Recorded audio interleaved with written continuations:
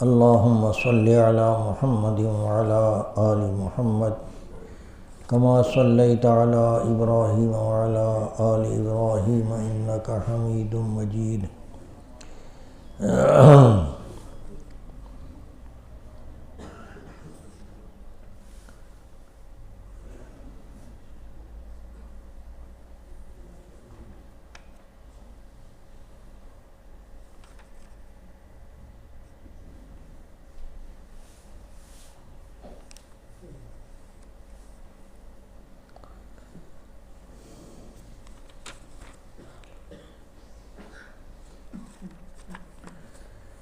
یہ کتاب ہم ختم ایک دفعہ کر چکے ہیں، اور لیکن پھر جست یہ فقیر پڑھتا رہا ہے آپ کے سامنے، لیکن میں نے محسوس کیا ہے کہ دوسری دفعہ بھی پڑھتے ہوئے الحمدللہ وہ پہلی لذت کم نہیں ہوتی بلکہ زیادہ ہوتی ہے۔ تو میں چاہتا ہوں اب دوبارہ اس کو شروع کریں اور آہستہ آہستہ چلتے رہیں، لیکن یہ بھی کوشش کیا کریں یہ سننے کے بعد محض بھول نہ جائیں، پھر ہمیں اس کو پھر دیکھا کریں، ایمان کو تازہ کرنے کے لیے سونے سے پہلے یہ بھی ایک وظیفہ بنا لیں، اپنے بچوں کو اکٹھا کر کے گھر والوں کو ایک آدھ کہانی سنا دی، بات کر لی، تو انشاءاللہ یہ فائدہ ہوگا۔ ہر گھر میں یہ کتاب ہونی چاہیے اور اس کا تذکرہ کریں، بھاری بھی نہیں ہے، اور یہ صالحین کے قصے، انبیاء کے قصے، یہ ویسے بھی دل کو تقویت اور مضبوط کرتے ہیں، مفرح بھی ہوتے ہیں۔ اور بچوں کے لیے اب وہ بجائے اس کے کہ موبائل کے وہاں، اور خاص کر موبائل سے آیا ہوا جو سوشل میڈیا سے آیا ہوا جو دینی مواد ہے وہ مستند نہیں ہے، تو اس لیے یہ زیادہ خطرناک ہو سکتا ہے بچوں کو غلط ڈی ٹریک کرنے کے لیے۔ تو بہتر یہی ہے کہ جو ہمارے اکابر اساتذہ کی اور مستند محولہ والا عبارتیں سب حوالوں کے ساتھ ہیں، تو ان کو تھوڑا تھوڑا پڑھ کر سنیں اور دلچسپی پیدا کریں، انشاءاللہ بہت مفید ہوگا اس کا۔ تو کتاب پڑھنے سے پہلے مؤلف کو بھی پڑھ لینا چاہیے، یہ بھی ضروری ہے، تاکہ ہمیں پتہ ہو کہ ہم کس کی محنت سے فائدہ اٹھا رہے ہیں اور کیا وقت تو ضائع نہیں کر رہے ہیں، اور اگر وقت ہمارا صحیح چل رہا ہے تو ان کے لیے دعائے خیر ہمارے اور اچھے جذبات ہونے چاہیے، احسان مندی کے۔ بسم اللہ الرحمن الرحیم۔ تعارف۔ حضرت مؤلف رحمہ اللہ سابق ریاست بہاولپور کم و بیش 250 سال تک عباسی خانوادہ کے زیر نگین رہی۔ متعدد اسلامی روایات اس ریاست کا طرۂ امتیاز تھیں۔ بقول حضرت علامہ شمس الحق افغانی رحمۃ اللہ علیہ، یہاں پہلے سے پاکستان قائم تھا۔ اس کے حدود میں ریلوے اسٹیشنوں کی گنبدوں والی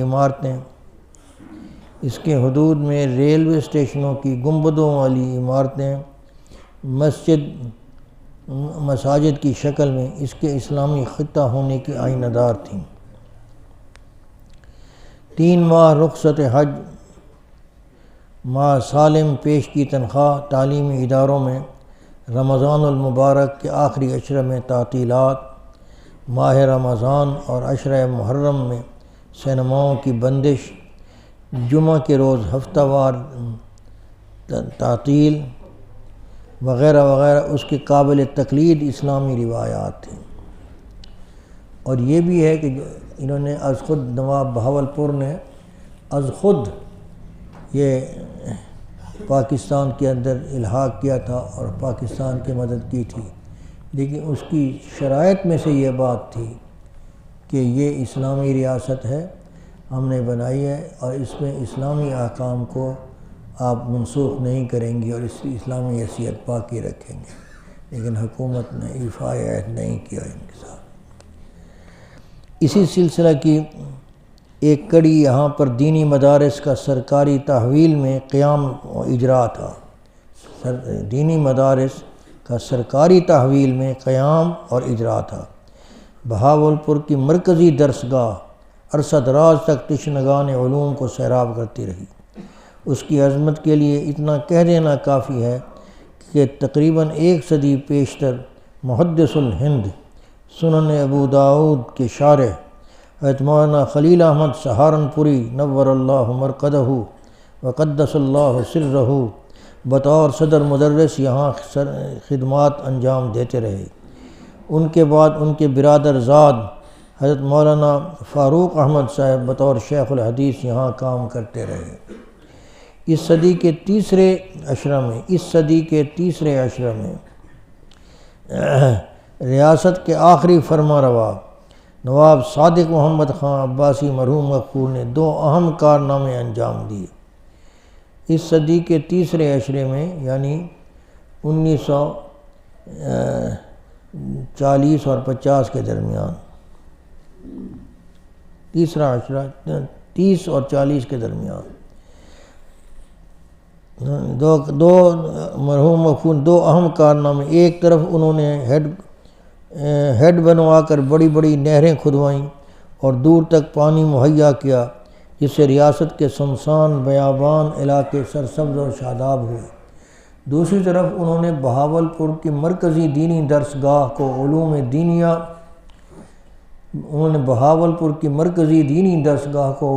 دینیہ اور عصری فنون کے حسین امتزاج کا سنگم بنا کر جامعہ عباسیہ کے نام سے ایک یونیورسٹی کی داغ بیل ڈالی۔ ریاست بھر کے سرکاری دینی مدارس کو اسی سے ملحق کر دیا۔ بحر العلوم حضرت مولانا غلام محمد گھوٹوی رحمۃ اللہ علیہ، جو نہ صرف پنجاب میں بلکہ پورے بر صغیر میں یگانہ روزگار عالم تھے، پہلے شیخ الجامعہ تعینات ہوئے۔ تقسیم ملک کے بعد نئے فرما رواؤں کو جہاں ریاست کی دوسری اسلامی روایات درد سر نظر آتی تھیں، وہ یہ تعلیمی درسگاہ بھی ان کے لیے آنکھ کا تنکا بنی رہی۔ انا للہ و انا الیہ راجعون۔ تاکہ 1963 میں اس کے وجود کو ختم کر کے ان لوگوں نے سکھ کا سانس لیا، اور پھر وہ کند چھری جس سے جامعہ عباسیہ کا گلا کاٹ دیا گیا تھا، اسے ملحقہ مدارس کی گردن پر بھی پھیر دیا گیا۔ انا للہ و انا الیہ راجعون۔ ایک عالم دین نے یہ کہا تھا، اسی درد بھری فریاد کو الفاظ کا جامع پہنایا تھا کہ شاید ہم نے پاکستان اس لیے بنایا تھا کہ ہندو اسلام کا جھٹکا نہ کریں، ہم خود اس کو ذبح کر دیں۔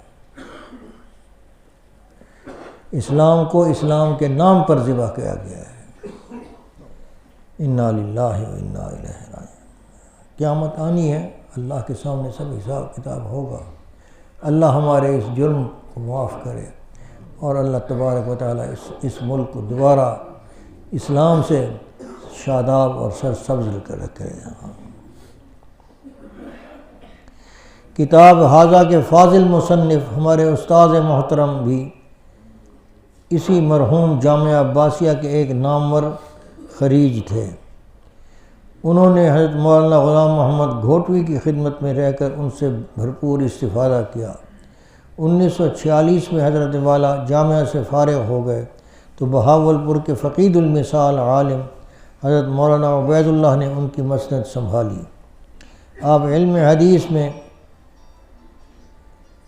حضرت اقدس مولانا خلیل احمد سہارنپوری اور مفتی اعظم ہند حضرت مولانا کفایت اللہ دہلوی کے شاگرد تھے۔ فنون عقلیہ میں حضرت مولانا معین الدین اجمیری کے تلمیذ رشید تھے۔ ان کے علاوہ بھی فقیہ العصر حضرت مولانا محمد صادق صاحب اور دوسری چیدہ برگزیدہ علماء جامعہ میں موجود تھے، جن کے فاضل مصنف منظور نظر شاگرد تھے۔ استاد محترم کا رہائشی تعلق ضلع رحیم یار خان کے دیہاتی علاقے سے ہے۔ ریاست پر عباسیوں کا اقتدار آیا تو سب سے پہلے انہوں نے الہ آباد کا شہر بسایا تھا، جو تقسیم سے پہلے تحصیل کا صدر مقام تھا۔ اب اس کی بجائے لیاقت پور تحصیل ہیڈ کوارٹر ہے۔ استاد محترم اسی تحصیل کے قصبہ پکا لاڑہ سے تعلق رکھتے تھے۔ ان کا نسبی علاقہ یہاں کے ایک معروف علمی دینی گھرانے سے ہے۔ ان کے جد امجد سید العارفین ان کے جد امجد سید العارفین حضرت حافظ محمد صدیق صاحب بھرچونڈوی رحمہ اللہ سے بیعت تھے۔ یہ سلسلہ قادریہ کے مشہور بزرگ ہیں، اور حضرت مولانا احمد علی صاحب لاہوری رحمۃ اللہ علیہ کے شیخ حضرت دین پوری، حضرت غلام محمد دین پوری رحمۃ اللہ علیہ، اور حضرت تاج محمود امروٹی رحمۃ اللہ علیہ کے یہ شیخ تھے۔ حضرت حافظ محمد صدیق صاحب بھرچونڈی بھی رحمۃ اللہ علیہ، ان کے والد حضرت اقدس خلیفہ غلام محمد صاحب دین پوری قدس سرہ سے بیعت تھے، اور ان کے چچا مرحوم حضرت حکیم الامت تھانوی قدس سرہ کے متوسلین میں سے تھے۔ استاد محترم کی پیدائش 1348 ہجری مطابق 1929 عیسوی میں ہوئی، 1929 عیسوی میں ہوئی، اس لیے ان کا تاریخی نام مظفر حسین تجویز ہوا۔ ویسے احب الاسماء الی اللہ یعنی عبداللہ ان کے حصے میں آیا۔ ان کی تعلیم کا آغاز گھر پر قرآن مجید اور دینی کتب سے ہوا، پھر فارسی کی تکمیل کی۔ سن 39 عیسوی میں پرائمری سکول پکا لاڑہ سے درجہ پنجم کا امتحان پاس کیا، بعد ازاں مڈل سکول الہ آباد میں داخلہ لیا۔ وہاں سے نکلنے کے بعد عربی تعلیم کا آغاز ہوا۔ صرف کی بسم اللہ سراج السالکین حضرت اقدس میاں عبد الباری دین پوری رحمہ اللہ سے کی۔ استاد محترم اپنی علمی استعداد کو حضرت والا کی دعاؤں کا ثمرہ اور نتیجہ قرار دیتے ہیں۔ بعد ازاں جامعہ عباسیہ بہاولپور میں داخلہ لے کر وہاں تعلیم حاصل کرتے رہے۔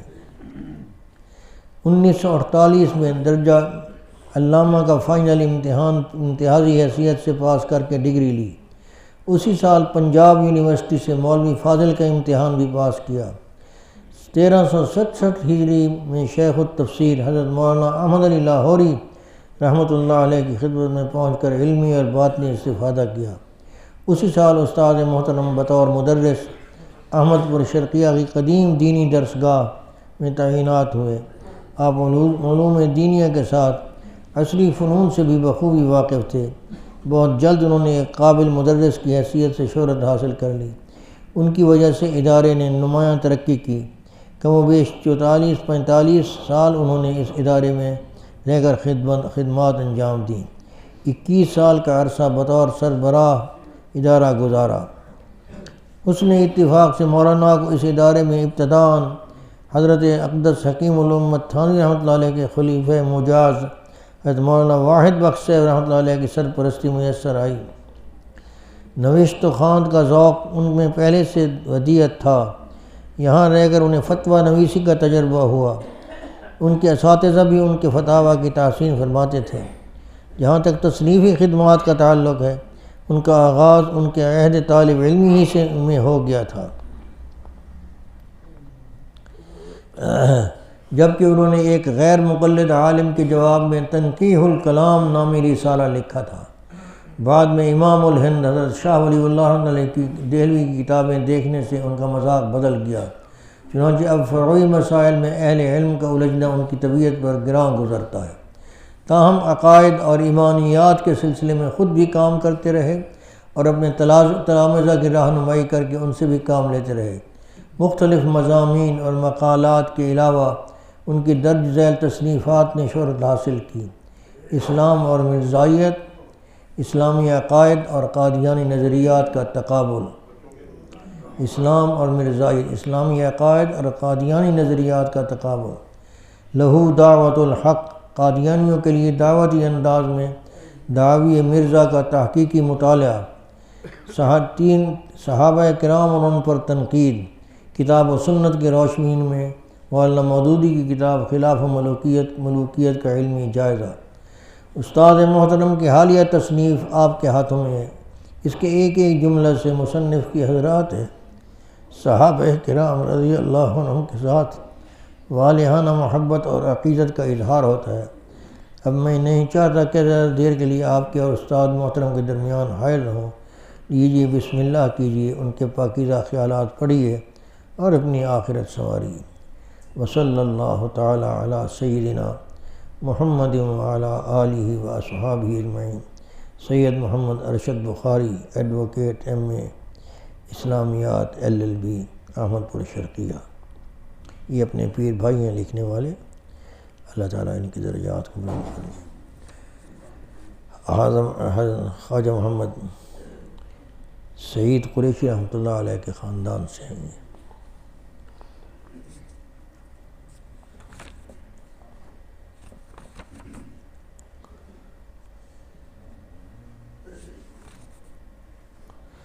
اب ایک کاروان جنت تھوڑی سی پڑھ لیں۔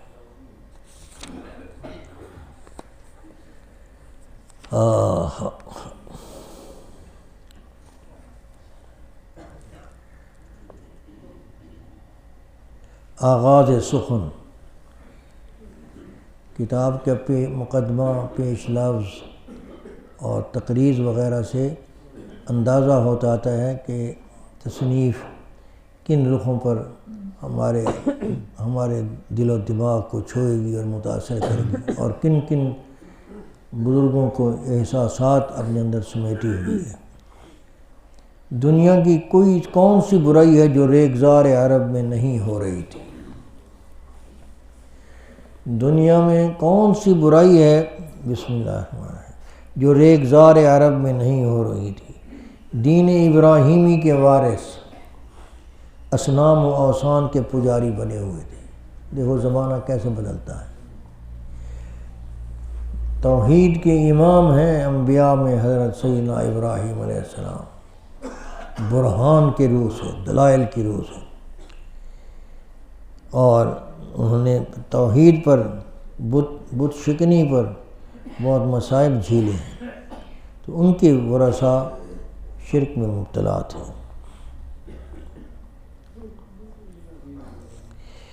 زمانہ حضرت نے ایک حاشیہ اس میں لکھا ہے، زمانہ جاہلیت کا ایک دلچسپ واقعہ، زمانہ جاہلیت کا ایک دلچسپ واقعہ امام دارمی نے اپنی مسند کے شروع میں لکھا ہے کہ ایک شخص کو اس کے گھر والوں نے ایک پیالہ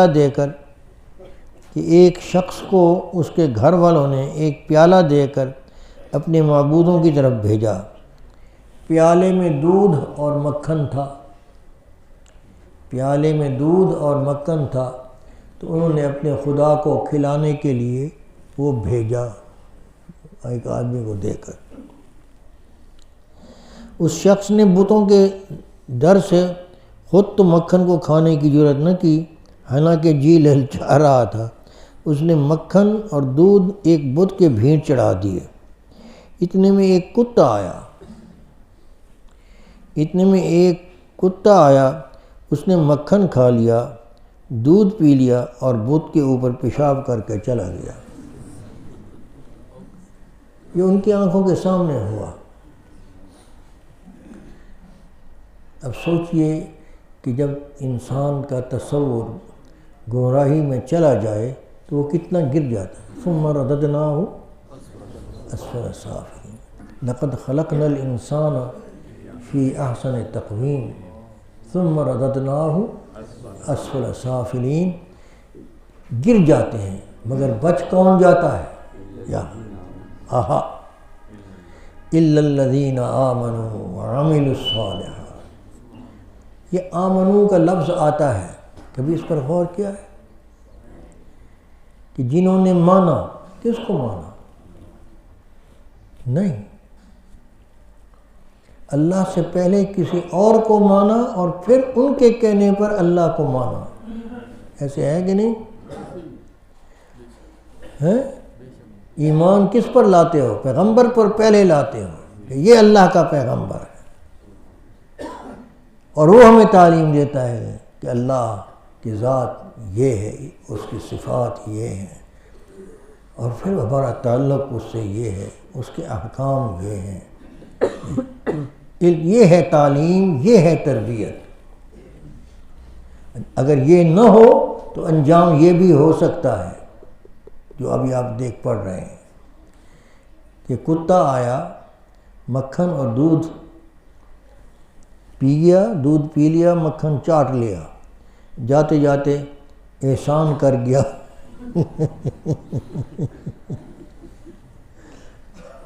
واقعی احسان کر گیا. اگر اس میں کچھ تھوڑی سی عقل ہوتی تو کہتے یہ خدا کیسا ہے.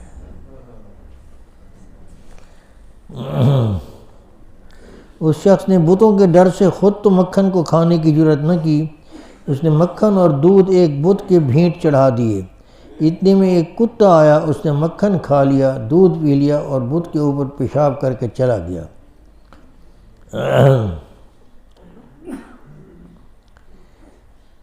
ایک طرف شرف انسانیت کی یہ تذلیل کہ پتھروں کے آگے ماتھے رگڑے جا رہے تھے، اور دوسری طرف خون انسانی کی یہ ارزانی کہ بات بات پر تلواریں میانوں سے نکل آتی تھیں. سیف و سنان کا بے محابہ استعمال ہوتا تھا. بسوس اور داحس یہ جنگوں کے نام ہیں جو زمانہ جاہلیت میں چلی ہیں. بسوس اور داحس وغیرہ وغبرا یہ وغیرہ کی جنگوں کا حال پڑھ کر دیکھیے. قبائلی لڑائیوں کا کچھ اندازہ ہو جائے گا. یہ جنگیں 100 سال تک چلی جاتی تھیں. وہ پانی پلا، میری باری پہلی تھی، تم نے پلا لیا. اس پر 2 آدمیوں میں لڑائی ہوئی، اس کا قبیلہ نکل آیا، اس کا قبیلہ آیا، قتل در قتل، بدلہ در بدلہ، چلتے چلتے 100 سال تک یہ لڑائی چلی. بسوس اور داحس وغیرہ وغبرا وغیرہ کی جنگوں کا حال پڑھ کر دیکھیے. قبائلی لڑائیوں کا کچھ اندازہ ہو جائے گا. یہ جنگیں 100 سال تک چلی جاتی تھیں.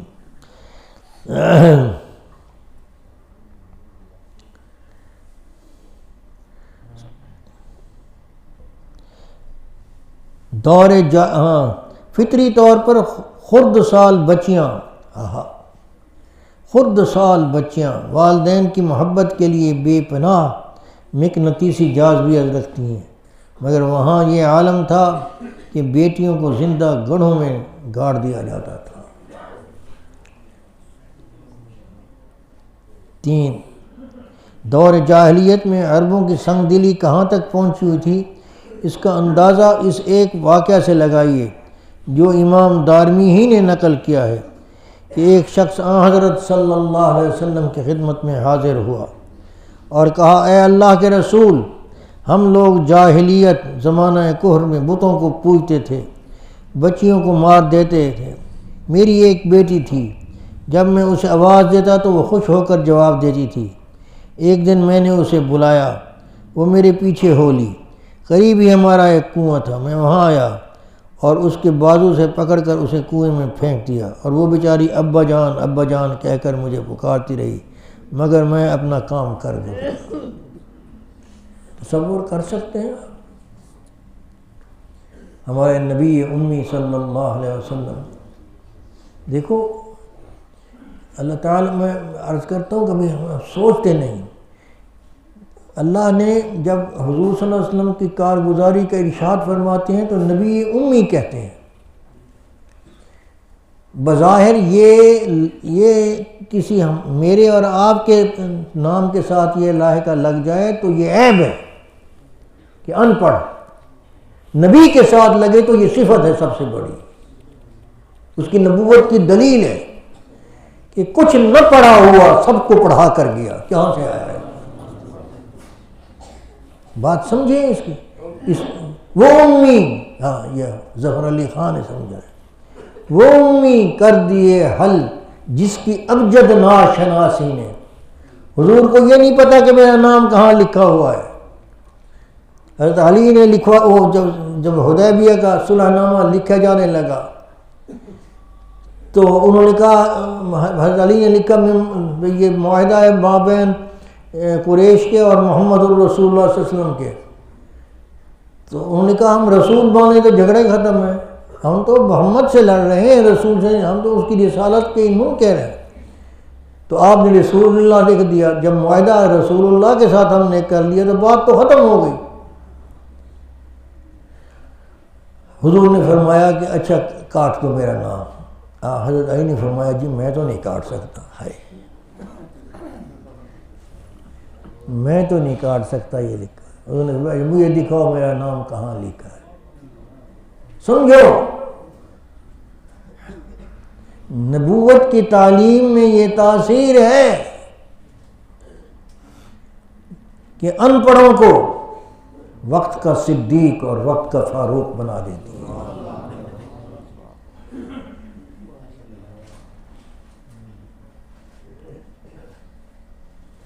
اور ہم کہتے ہیں ہم ان پڑھ رہ جائیں گے، قومی ادارے میں آئیں، ایسی تیسی تمہارے ادارہ ہوں گی۔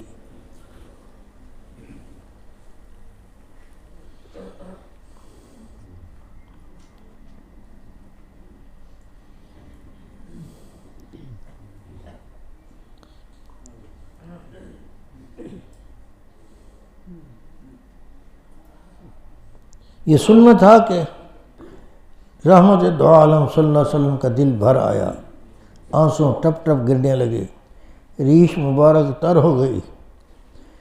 ایک صحابی نے کہا، ارے تو نے رسول اللہ صلی اللہ علیہ وسلم کو دکھ پہنچایا ہے۔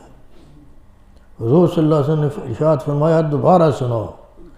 اس نے دوبارہ اپنی کہانی بیان کی۔ آپ کی آنکھیں آنسوں کا مہین برساتی رہیں، طبیعت میں کچھ سکون ہوا تو آپ صلی اللہ علیہ وسلم نے ارشاد فرمایا، تم اب نئے سرے سے اپنا عمل درست کر لو۔ اسلام قبول کر لینے سے اللہ تعالیٰ زمانہ کفر کے گناہ معاف فرما دیتے ہیں۔ یہ ہے توبہ کی تاثیر۔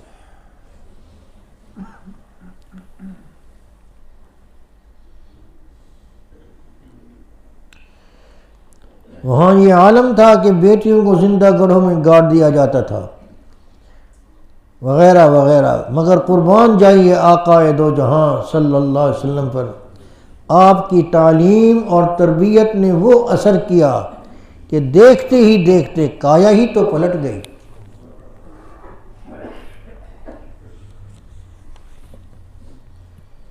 بتوں کے پجاری اب توحید کے علم بردار بن گئے۔ نہب اور قتال، نہب لوٹ مار، نہب و قتال کے دل دادا اب دوسروں کی جان و مال کے پاسبان بن گئے۔ ظلم و ستم کے خوگر امن و آشتی کے پیام بر بن گئے۔ شراب کے رسیا لذت آشنائے صوم و صلات ہو گئے۔ سبحان اللہ۔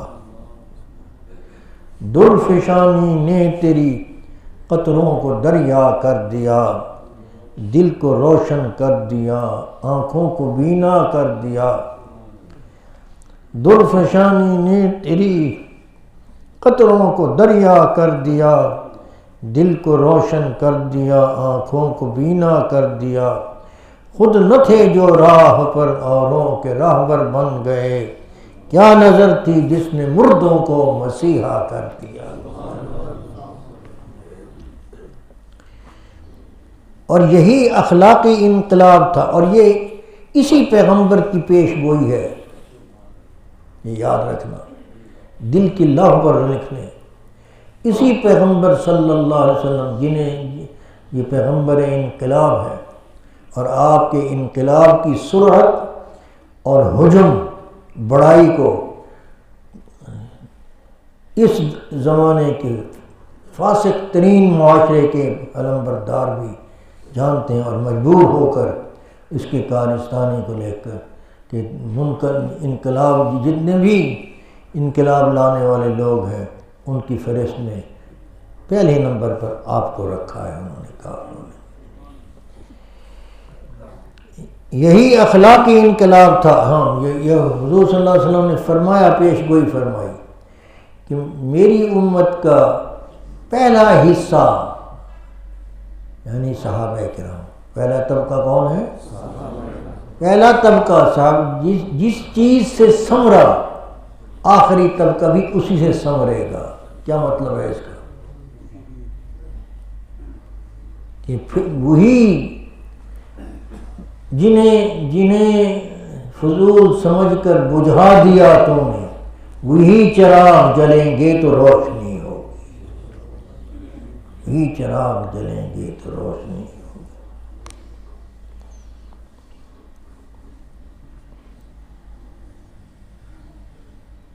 یہی اخلاقی انقلاب تھا جس نے صحرا نشینوں کو کشور کشائی اور جہان مانی کا اعزاز بخشا۔ انہوں نے کون سے یہ عمرانی فلسفے پڑھے تھے، کہاں سے کتابیں دیکھی تھیں کسی کی؟ حضور صلی اللہ علیہ وسلم کا علم براہ راست عرش سے اترا اور حضور کے قلب انور میں ڈال دیا گیا جبرائیل امین کے واسطے سے۔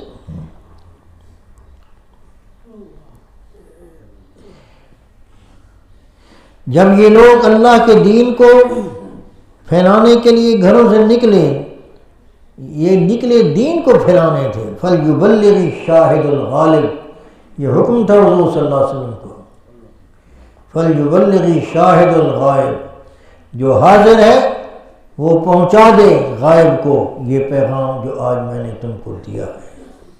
اسی کو سن کر نکلے، اور چنانچہ جب زمین کے آخری مغربی سرحد پر، مغربی اور جنوبی سرحد پر سیدنا عقبہ ابن نافع پہنچے ہیں، زمین ختم تھی، آگے ابھی امریکہ وغیرہ دریافت نہیں ہوا تھا، تو آپ نے دریا اس سمندر کے اندر تھوڑا سا لہروں کے اندر گھوڑے کو ڈالا اور آسمان کی طرف نگاہ کر کے کہا، اے اللہ، ہم نے تیرا پیغام جو تیرے نبی کے واسطے سے ہم کو پہنچا ہے یہاں تک، زمین کے آخری ہونے تک پہنچا دیا، اگر آگے بھی زمین ہوتی تو ہم چلے جاتے، تو قبول فرما۔ اور یہ کہہ کر واپس لوٹ آئے، اور راستے میں صحرا میں راستہ بھول گئے اور وہیں شہید ہو گئے۔ ہاں، تو مقصد عرض کرنے کا یہ ہے کہ یہ حکمرانی کے لیے نکلے نہیں تھے، نکلے اس کام کے لیے تھے کہ اللہ کا دین اللہ کی سرزمین سے آباد ہو، اور یہ اصل منشاء الہی تھا جس کے لیے آدم علیہ السلام کو کہ ابھی ڈھانچے روح نہیں پھونکی گئی تھی، تو اللہ نے فرشتوں سے کہا تھا، وَإِذْ قَالَ رَبُّكَ لِلْمَلَائِكَةِ إِنِّي جَاعِلٌ فِي الْأَرْضِ خلیفہ، یہ زمین پر خلیفہ یعنی میری حکمرانی زمین پر قائم کریں گے۔ یہ وہ صحابہ تھے، صحابہ تھے جو اصل دین لے کے گئے۔ اللہ ہمیں سیدھی سمجھ دے اور اس کام کے پیچھے پڑ جائے، ہمیں چھوٹی چھوٹی باتوں پر لڑائی جھگڑے، ہم گم کردہ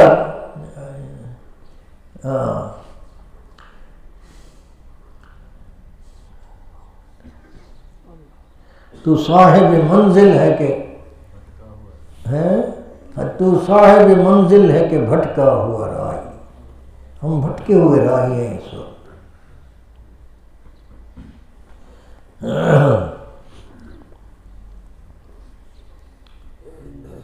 یہی اخلاقی انقلاب تھا جس نے صحرا نشینوں کو کشور کشائی اور جہاں بانی کا اعزاز بخشا۔ جب یہ لوگ اللہ کے دین کو پھیلانے کے لیے گھروں سے نکلے تو ان کے آگے دریا خشک ہو گئے۔ ہاں، اور حضرت عمر نے فرمایا تھا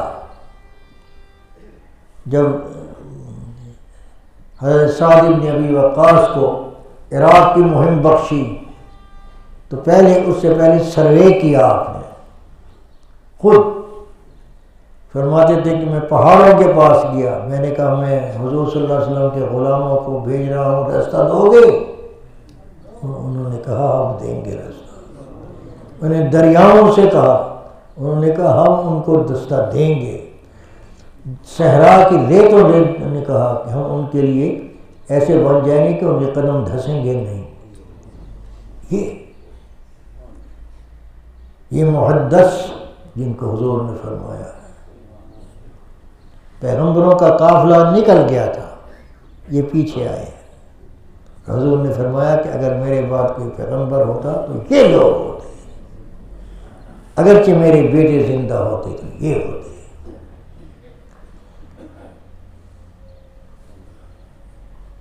ختم نبوت نے اس امت کو کہاں پر پہنچا دیا ہے؟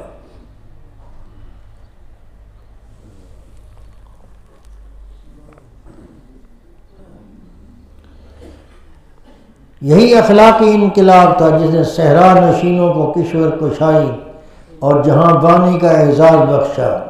جب یہ لوگ اللہ کے دین کو پھیلانے کے لیے گھروں سے نکلے تو تو ان کے آگے دریا خشک ہو گئے، صحرا سمٹ گئے، نہ کوہ و دمن ان کا رستہ روک سکے، نہ دریاؤں کی موجیں ان کے ارادے بدل سکیں۔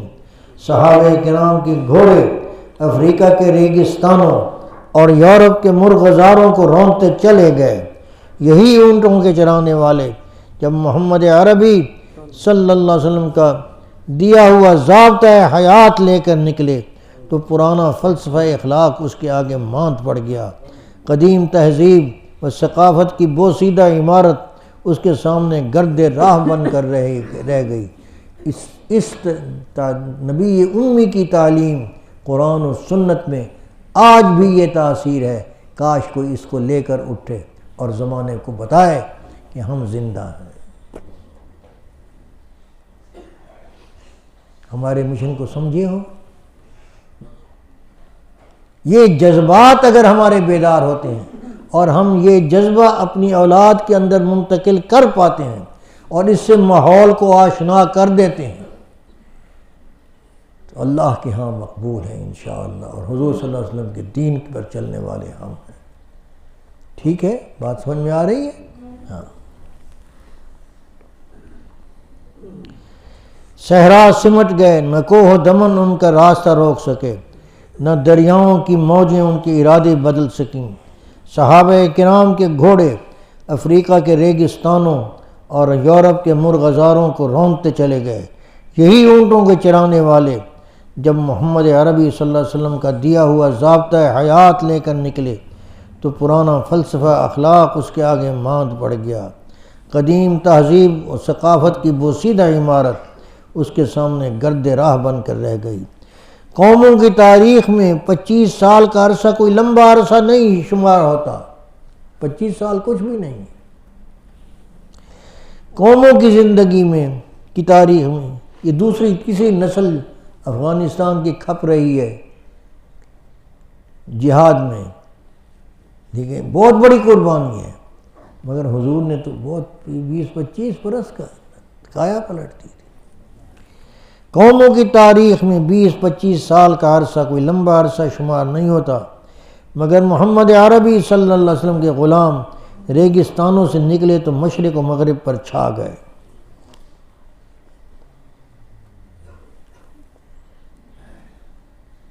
کیا شعر ہے جگر کا؟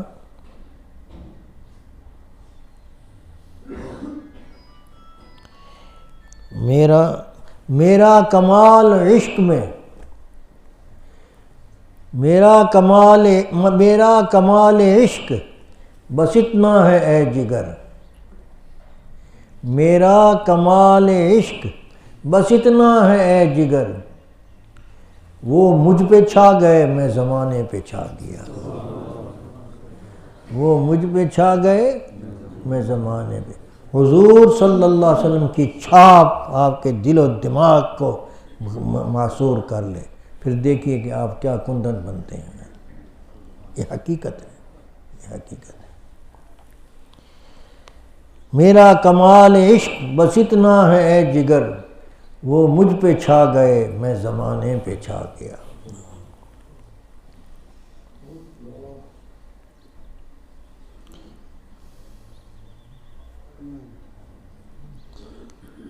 اس کو یاد کر لیں، میرا کمال عشق میں، میرا کمال عشق، میرا کمال عشق بس اتنا ہے اے جگر، میرا کمال عشق بس اتنا ہے اے جگر، وہ مجھ پہ چھا گئے میں زمانے پہ چھا گیا۔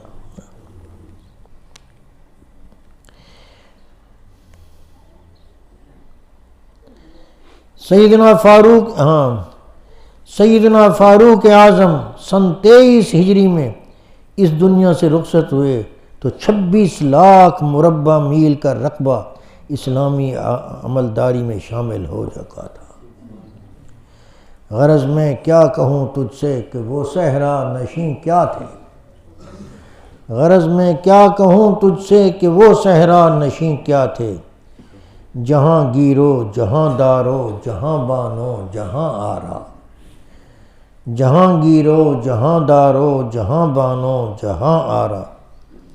بلا شبہ یہ اعجاز تھا نبی امی صلی اللہ علیہ وسلم کی تعلیمات کا، اور کرشمہ تھا غلامان محمد صلی اللہ علیہ وسلم کی جان فروشیوں کا اور کاوشوں کا۔ آقا نے یہ غلام، جملے سنو، آقا نے یہ غلام سیم و زر دے کر نہیں خریدے تھے، آقا نے یہ غلام سیم و زر دے کر نہیں خریدے تھے، بلکہ آپ کی اداؤں نے ان کے دل موہ لیے تھے، آپ کی اداؤں نے ان کے دل موہ لیے تھے۔ آپ کے حسن تعلیمات نے ان کے رگ و ریشہ میں گھر کر لیا تھا، اس لیے ان کی زندگی کا ہر قدم، اس لیے ان کی زندگی کا ہر قدم آپ کے نقش پا پر پڑتا تھا۔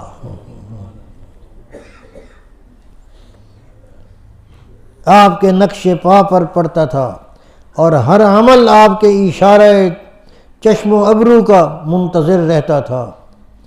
ان کی بالنہار فرسان و باللیل رہبان، دن میں میدان وغا کے شہ سوار اور رات کی تاریکی میں عابد شب زندہ دار تھے۔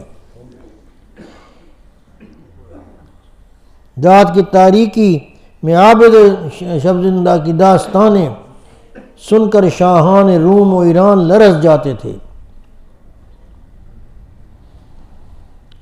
دیکھو یہ جملہ لکھا ہے، اس کی تفصیل لکھتے ہیں کہ ایک جنگ میں رومیوں کو شکست ہوئی، بہت زیادہ فوج تھی، اسلحہ تھا، زرہیں تھیں، سب کچھ تھا،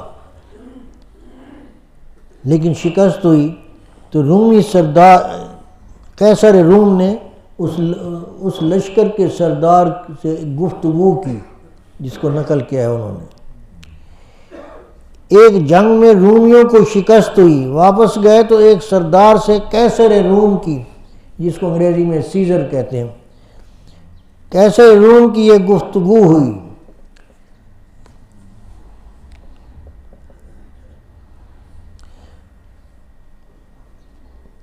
ان داستانوں کو پڑھ کر دیکھیں، شاید کہیں ہمارے لیے بھی فوز و فلاح کی سبیل نکل آئے۔ قیصر پوچھتا ہے، بڑے افسوس کی بات ہے کہ تم شکست کھا کر آ جاتے ہو، کیا وہ تمہاری طرح انسان نہیں ہے؟ کیا وہ تمہاری طرح انسان نہیں ہے؟ سردار، جی ہاں، بظاہر تو وہ بھی ہم جیسے انسان ہیں، مگر کیا؟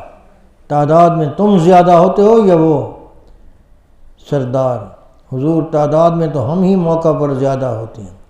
قیصر، پھر کیا وجہ ہے کہ تم شکست کھا کر بھاگ آتے ہو؟ سردار، جناب والا اس لیے کہ وہ راتوں کو خدا کی یاد میں جاگتے ہیں،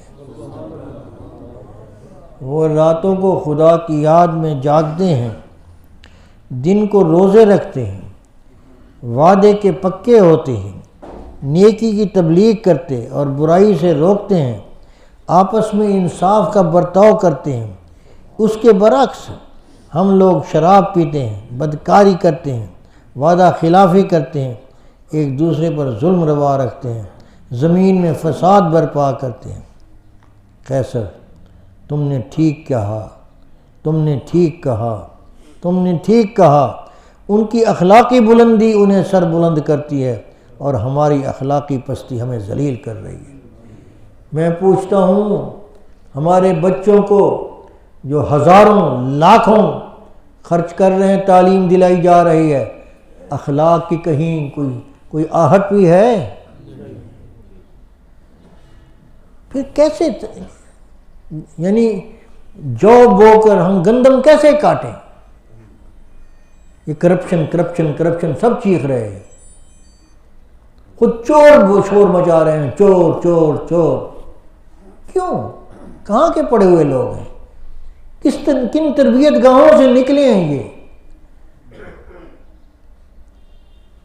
تعلیم کا خرچہ دیکھو، 20 لاکھ روپے میڈیکل والے لے رہے ہیں، اخلاقیات کہیں ہے؟ یہی ہے کہ پڑھے لکھے طبقے دو کون سب سے زیادہ پڑھے ہوئے ہیں، وکیل اور ڈاکٹر، کیا حشر انہوں نے کیا انسانیت پر. اور یہ خلاف توقع نہیں، جو اتنا پیسہ خرچ کر کے آتے ہیں وہ تو کہتے ہیں ہم نے لوٹنا ہے، ریکور کرنی ہے. اخلاق نامی چیز کوئی نہیں ہے. وہ مولویوں کا قصہ ہے، مولوی بھی بیچارے آہستہ آہستہ اس طرف پھسلتے آ رہے ہیں. وہ انحطاط کا ایک اتاہ گڑھا ہے جس میں ہم سب گرتے چلے جا رہے ہیں.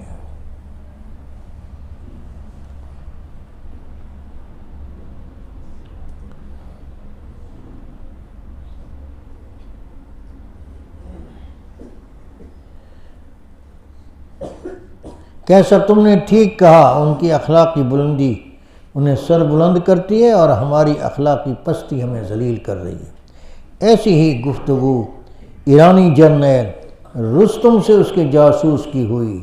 حیات الصحابہ جلد 3 بحوالہ البدایہ. بس بھائی ابھی کچھ رہ گیا ہے.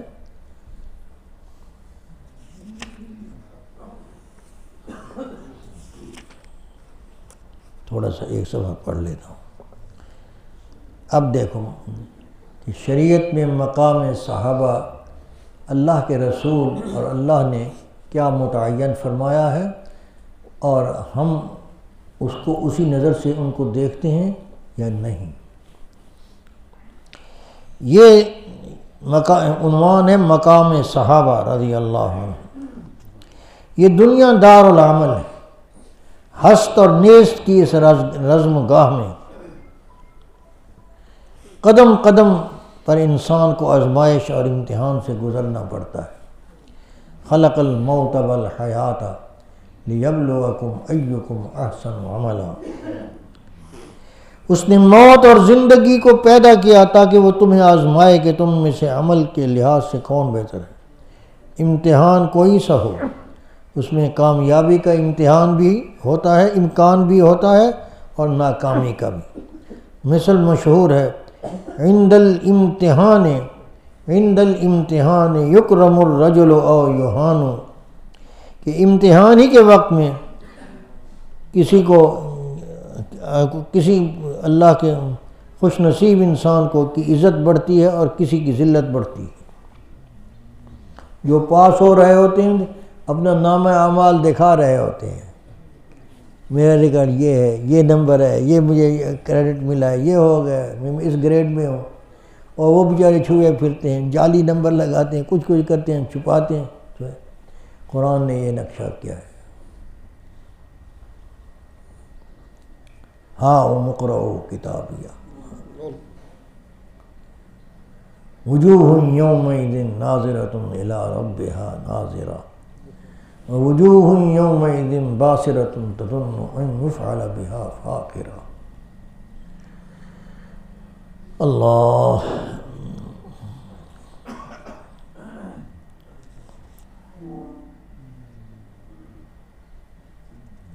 مگر وہ خوش نصیب انسان جنہیں ایمان کی حالت میں، جنہیں یہ صحابہ کی تعریف ہے، پہچان ہے، جنہیں ایمان کی حالت میں رسول اللہ صلی اللہ علیہ وسلم کے دیدار کی سعادت میسر آئی اور ایمان کی دولت ہمراہ لے کر اس دنیا سے رخصت ہوئے، یا وہ جن کی بینائی نہیں تھی تو وہ حضور کو تو نہیں دیکھ سکتے تھے، حضور نے تو ان کو دیکھا. یعنی حضور نے ان کو ایمان کی حالت میں دیکھا اور وہ اسی حالت میں اس دنیا سے چلے گئے. جنہیں صحابہ یا اصحاب کے لقب سے یاد کیا جاتا ہے، ان حضرات نے جس انقیاد تابعداری فرما برداری، اپنے آپ کو ان کی قید میں لے آنا، اپنے مالک کی قید میں لے آنا، اس کو انقیاد کہتے ہیں. جس انقیاد اور اطاعت، تسلیم اور رضا، سر افغنی اور جان فروشی، یعنی سر ڈال دینا اور جان بیچ دینا اپنے محبوب کے نام پر، کا ثبوت دیا اس کی وجہ سے انہیں کامیابی نصیب ہوئی۔ اولئک الذین امتحن اللہ قلوبہم للتقوی لہم مغفرۃ واجر عظیم۔ وہ اللہ تبارک و تعالیٰ نے قرآن حکیم میں اپنے نبی کے صحابہ کو کہاں کہ امتحان کے نتیجے میں پاس ہونے کی سرٹیفکیٹ دیا ہے، اور دلوں کی پاک بازی کا یہ ان کے دلوں میں تقویٰ دیکھا ہے۔ جس کے دل میں تقویٰ ہو منافق ہو سکتا ہے؟ ہائے ہائے ہائے، معلوم ہوتا ہے کہ انہوں نے قرآن پڑھا ہی نہیں۔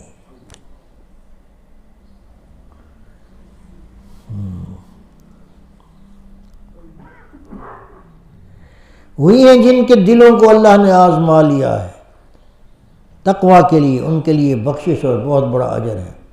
انہیں اللہ تعالیٰ کی طرف سے رضامندی اور خوشنودی کا سرٹیفکیٹ ملا۔ والسابقون الاولون من المہاجرین والانصار والذین اتبعوہم بإحسان رضی اللہ عنہم ورضوا عنہ۔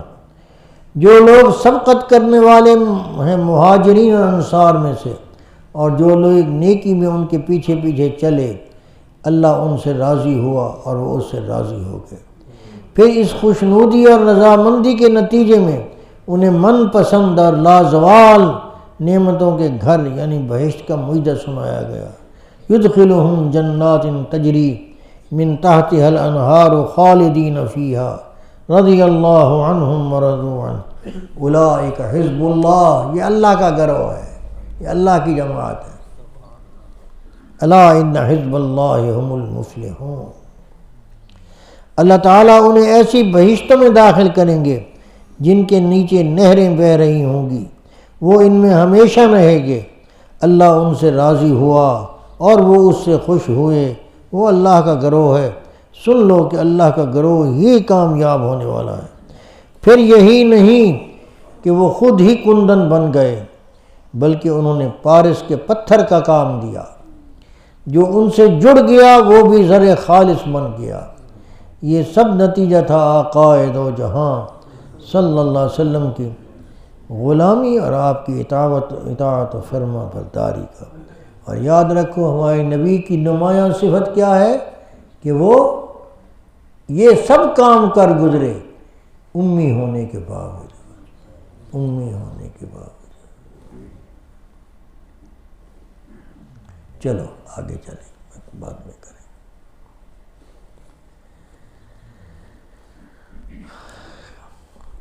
چلیں، کوئی بیعت ہونے والا تو نہیں ہے؟ اچھا چلو۔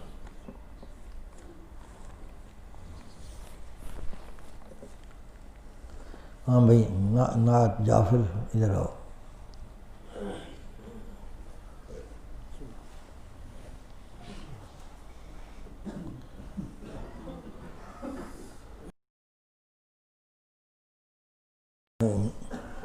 اللہم صلی علی محمد وعلی آل محمد کما صلیت علی ابراہیم وعلی آل ابراہیم انک حمید مجید۔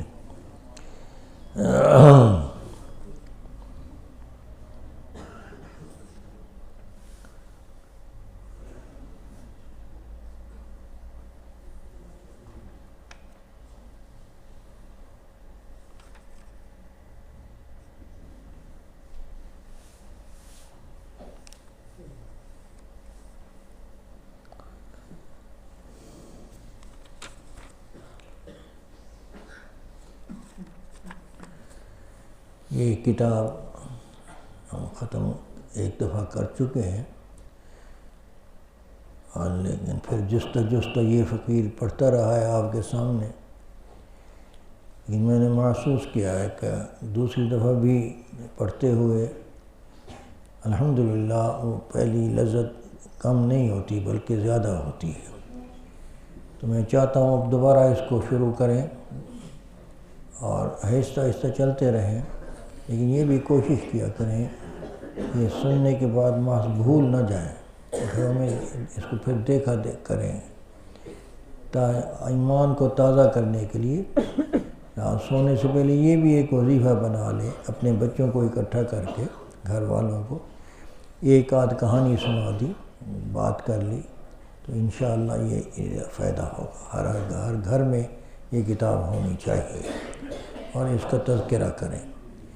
بھاری بھی نہیں ہے اور یہ صالحین کے قصے، انبیاء کے قصے، یہ ویسے بھی دل کو تقویت اور مضبوط کرتے ہیں، مفرح بھی ہوتے ہیں۔ اور بچوں کے لیے اب وہ بجائے اس کے کہ موبائل کے وہاں، اور خاص کر موبائل سے آیا ہوا جو سوشل میڈیا سے آیا ہوا جو دینی مواد ہے وہ مستند نہیں ہے، تو اس لیے یہ زیادہ خطرناک ہو سکتا ہے بچوں کو غلط ڈی ٹریک کرنے کے لیے۔ تو بہتر یہی ہے کہ جو ہمارے اکابر اساتذہ کی اور مستند محولہ والا عبارتیں سب حوالوں کے ساتھ ہیں، تو ان کو تھوڑا تھوڑا پڑھ کر سنیں اور دلچسپی پیدا کریں، انشاءاللہ بہت مفید ہوگا اس کا۔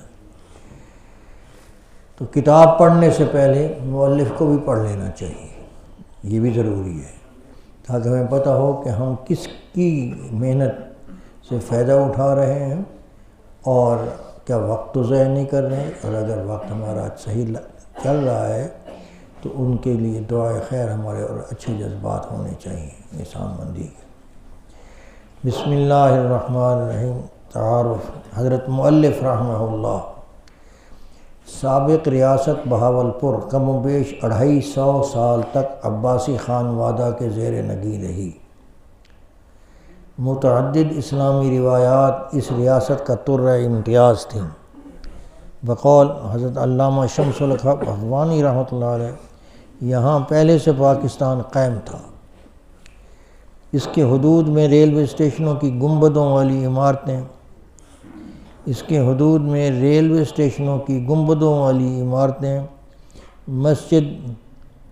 مساجد کی شکل میں اس کے اسلامی خطہ ہونے کی آئینہ دار تھیں۔ 3 ماہ رخصت حج، ماہ سالم پیش کی تنخواہ، تعلیمی اداروں میں رمضان المبارک کے آخری عشرہ میں تعطیلات، ماہ رمضان اور عشرہ محرم میں سینماؤں کی بندش، جمعہ کے روز ہفتہ وار تعطیل وغیرہ وغیرہ اس کے قابل تقلید اسلامی روایات تھیں۔ اور یہ بھی ہے کہ انہوں نے از خود نواب بہاولپور نے از خود یہ پاکستان کے اندر الحاق کیا تھا اور پاکستان کی مدد کی تھی، لیکن اس کی شرائط میں سے یہ بات تھی کہ یہ اسلامی ریاست ہے، ہم نے بنائی ہے اور اس میں اسلامی احکام کو آپ منسوخ نہیں کریں گے اور اس کی اسلامی حیثیت باقی رکھیں گے، لیکن حکومت نے ایفاء عہد نہیں کیا ان کے ساتھ۔ اسی سلسلہ کی ایک کڑی یہاں پر دینی مدارس کا سرکاری تحویل میں قیام و اجرا تھا۔ دینی مدارس کا سرکاری تحویل میں قیام اور اجرا تھا۔ بہاولپور کی مرکزی درسگاہ عرصہ دراز تک تشنگان علوم کو سیراب کرتی رہی۔ اس کی عظمت کے لیے اتنا کہہ دینا کافی ہے کہ تقریباً 1 صدی پیشتر محدث الہند سنن ابو داؤد کے شارح حضرت مولانا خلیل احمد سہارنپوری نور اللہ مرقدہ وقدس اللہ سرہ بطور صدر مدرس یہاں خدمات انجام دیتے رہے۔ ان کے بعد ان کے برادر زاد حضرت مولانا فاروق احمد صاحب بطور شیخ الحدیث یہاں کام کرتے رہے۔ اس صدی کے تیسرے عشرہ میں ریاست کے آخری فرما روا نواب صادق محمد خان عباسی مرحوم مغفور نے 2 اہم کارنامے انجام دیے۔ اس صدی کے تیسرے عشرے میں یعنی 1940 اور 50 کے درمیان، تیسرا عشرہ 30 اور 40 کے درمیان،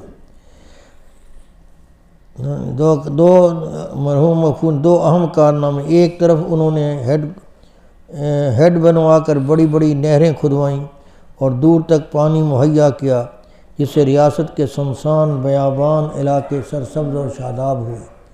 دوسری طرف انہوں نے بہاولپور کی مرکزی دینی درسگاہ کو علوم دینیہ انہوں نے بہاولپور کی مرکزی دینی درسگاہ کو علوم دینیہ اور عصری فنون کے حسین امتزاج کا سنگم بنا کر جامعہ عباسیہ کے نام سے ایک یونیورسٹی کا داغ بیل ڈالی۔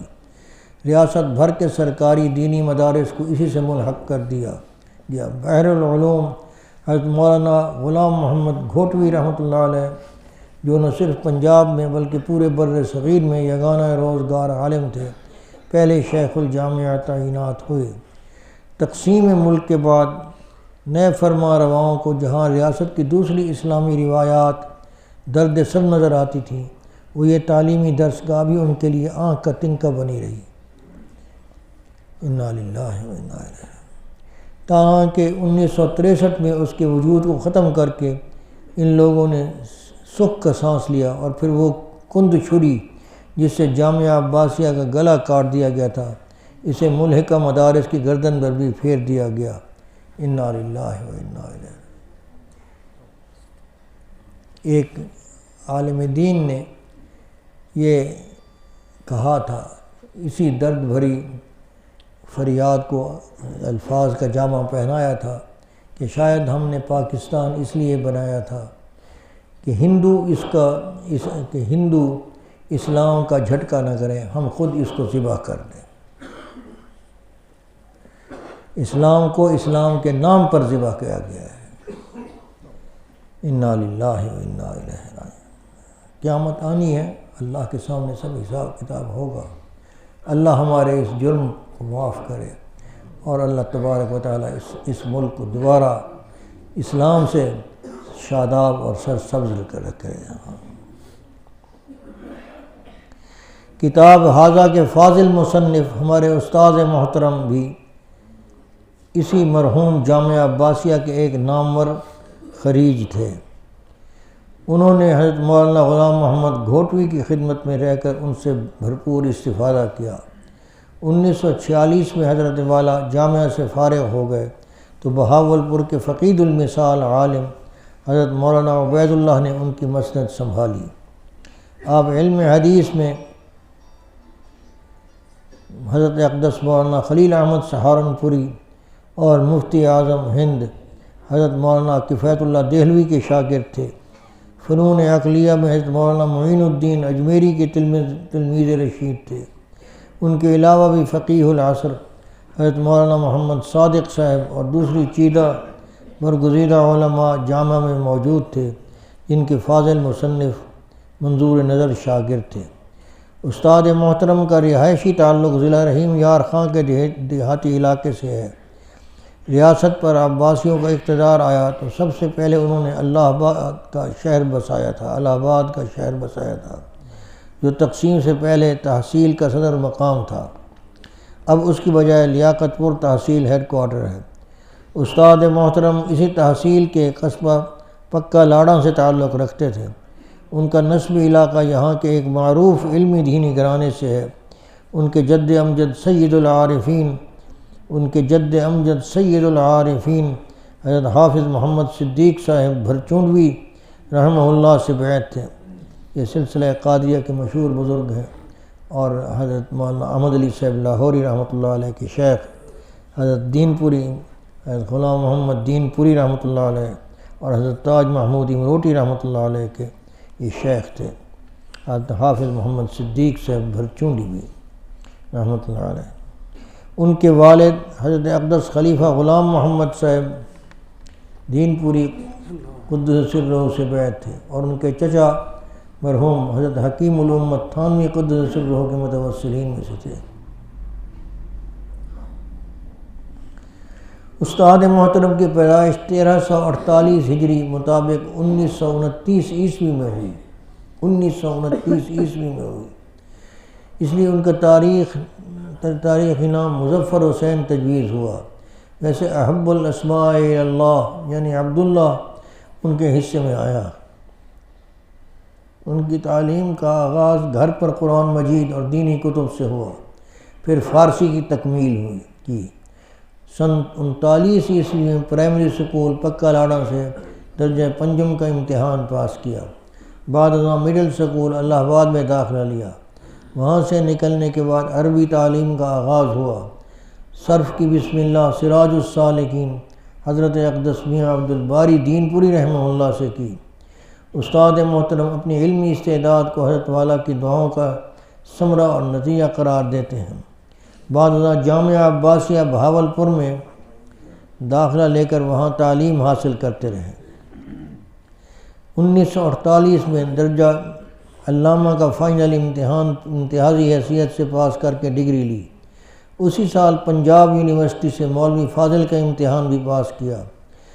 1367 ہجری میں شیخ التفسیر حضرت مولانا احمد علی لاہوری رحمۃ اللہ علیہ کی خدمت میں پہنچ کر علمی اور باطنی استفادہ کیا۔ اسی سال استاد محترم بطور مدرس احمد پور شرقیہ کی قدیم دینی درسگاہ میں تعینات ہوئے۔ آپ علوم دینیہ کے ساتھ عصری فنون سے بھی بخوبی واقف تھے۔ بہت جلد انہوں نے ایک قابل مدرس کی حیثیت سے شہرت حاصل کر لی۔ ان کی وجہ سے ادارے نے نمایاں ترقی کی۔ کم و بیش 44-45 سال انہوں نے اس ادارے میں رہ کر خدمات انجام دیں۔ 21 سال کا عرصہ بطور سربراہ ادارہ گزارا۔ حسن اتفاق سے مولانا کو اس ادارے میں ابتداءً حضرت اقدس حکیم الامت تھانوی رحمۃ اللہ علیہ کے خلیفہ مجاز حضرت مولانا واحد بخش صاحب رحمۃ اللہ علیہ کی سرپرستی میسر آئی۔ نوشت و خواند کا ذوق ان میں پہلے سے ودیعت تھا۔ یہاں رہ کر انہیں فتویٰ نویسی کا تجربہ ہوا۔ ان کے اساتذہ بھی ان کے فتاویٰ کی تحسین فرماتے تھے۔ جہاں تک تصنیفی خدمات کا تعلق ہے، ان کا آغاز ان کے عہد طالب علمی ہی سے میں ہو گیا تھا، جبکہ انہوں نے ایک غیر مقلد عالم کے جواب میں تنقیح الکلام نامی رسالہ لکھا تھا۔ بعد میں امام الہند حضرت شاہ ولی اللہ علیہ کی دہلوی کی کتابیں دیکھنے سے ان کا مذاق بدل گیا، چنانچہ اب فروعی مسائل میں اہل علم کا الجھنا ان کی طبیعت پر گراں گزرتا ہے۔ تاہم عقائد اور ایمانیات کے سلسلے میں خود بھی کام کرتے رہے اور اپنے تلامذہ کی رہنمائی کر کے ان سے بھی کام لیتے رہے۔ مختلف مضامین اور مقالات کے علاوہ ان کی درج ذیل تصنیفات نے شہرت حاصل کی۔ اسلام اور مرزائیت، اسلامی عقائد اور قادیانی نظریات کا تقابل۔ اسلام اور مرزائیت، اسلامی عقائد اور قادیانی نظریات کا تقابل۔ لہو دعوت الحق، قادیانیوں کے لیے دعوتی انداز میں دعوی مرزا کا تحقیقی مطالعہ۔ صحابہ کرام اور ان پر تنقید۔ کتاب و سنت کی روشنی میں مولانا مودودی کی کتاب خلاف ملوکیت کا علمی جائزہ۔ استاد محترم کی حالیہ تصنیف آپ کے ہاتھوں میں ہے۔ اس کے ایک ایک جملہ سے مصنف کی حضرات ہے صحابہ کرام رضی اللہ عنہم کے ساتھ والہانہ محبت اور عقیدت کا اظہار ہوتا ہے۔ اب میں نہیں چاہتا کہ زیادہ دیر کے لیے آپ کے اور استاد محترم کے درمیان حائل رہوں۔ لیجیے بسم اللہ کیجیے، ان کے پاکیزہ خیالات پڑھیے اور اپنی آخرت سنواریے۔ وصلی اللہ تعالی علی سیدنا محمد وعلی آلہ واصحابہ اجمعین۔ سید محمد ارشد بخاری، ایڈوکیٹ MA اسلامیات LLB، احمد پور شرقیہ۔ یہ اپنے پیر بھائی ہیں لکھنے والے، اللہ تعالیٰ ان کی درجات کو بلند کرے۔ خواجہ محمد سعید قریشی رحمۃ اللہ علیہ کے خاندان سے ہیں۔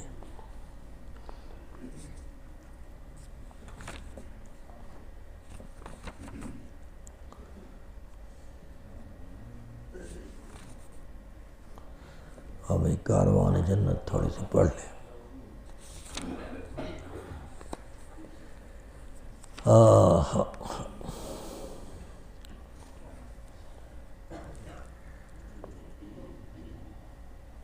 آغاز سخن، کتاب کے مقدمہ، پیش لفظ اور تقریض وغیرہ سے اندازہ ہوتا آتا ہے کہ تصنیف کن رخوں پر ہمارے دل و دماغ کو چھوئے گی اور متاثر کرے گی، اور کن کن بزرگوں کو احساسات اپنے اندر سمیٹی ہوئی ہے۔ دنیا کی کون سی برائی ہے جو ریگزار عرب میں نہیں ہو رہی تھی؟ دنیا میں کون سی برائی ہے، بسم اللہ الرحمن الرحیم، جو ریگزار عرب میں نہیں ہو رہی تھی؟ دین ابراہیمی کے وارث اصنام و اوثان کے پجاری بنے ہوئے تھے۔ دیکھو زمانہ کیسے بدلتا ہے۔ توحید کے امام ہیں انبیاء میں حضرت سیدنا ابراہیم علیہ السلام، برہان کے روح سے، دلائل کی روح سے، اور انہوں نے توحید پر، بت شکنی پر بہت مصائب جھیلے ہیں، تو ان کے ورثاء شرک میں مبتلا تھے۔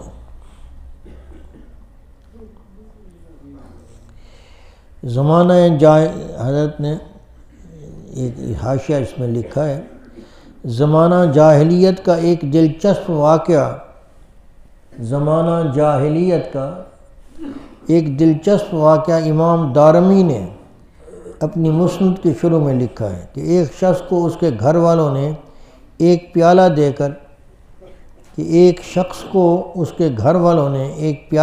کر اپنے معبودوں کی طرف بھیجا۔ پیالے میں دودھ اور مکھن تھا، تو انہوں نے اپنے خدا کو کھلانے کے لیے وہ بھیجا ایک آدمی کو دے کر۔ اس شخص نے بتوں کے ڈر سے خود تو مکھن کو کھانے کی جرات نہ کی، حالانکہ جی للچا رہا تھا۔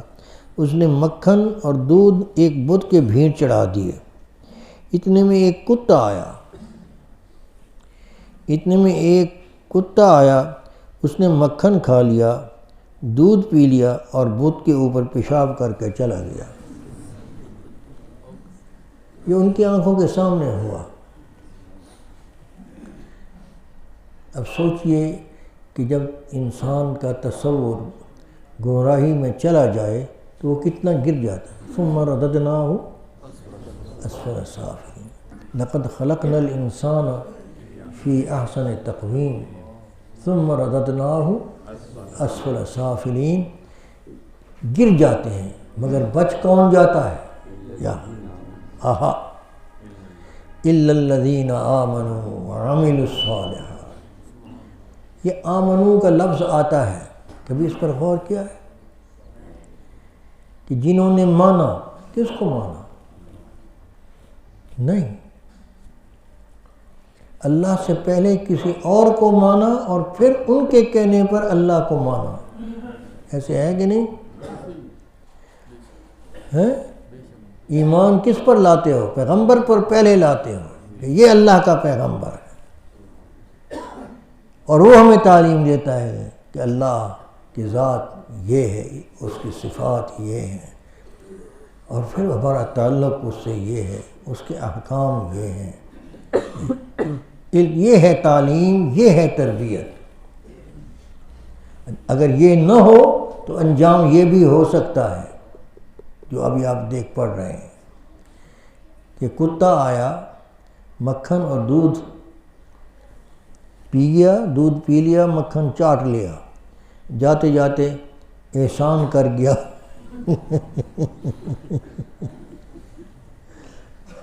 واقعی احسان کر گیا۔ اگر اس میں کوئی تھوڑی سی عقل ہوتی تو کہتے یہ خدا کیسا ہے۔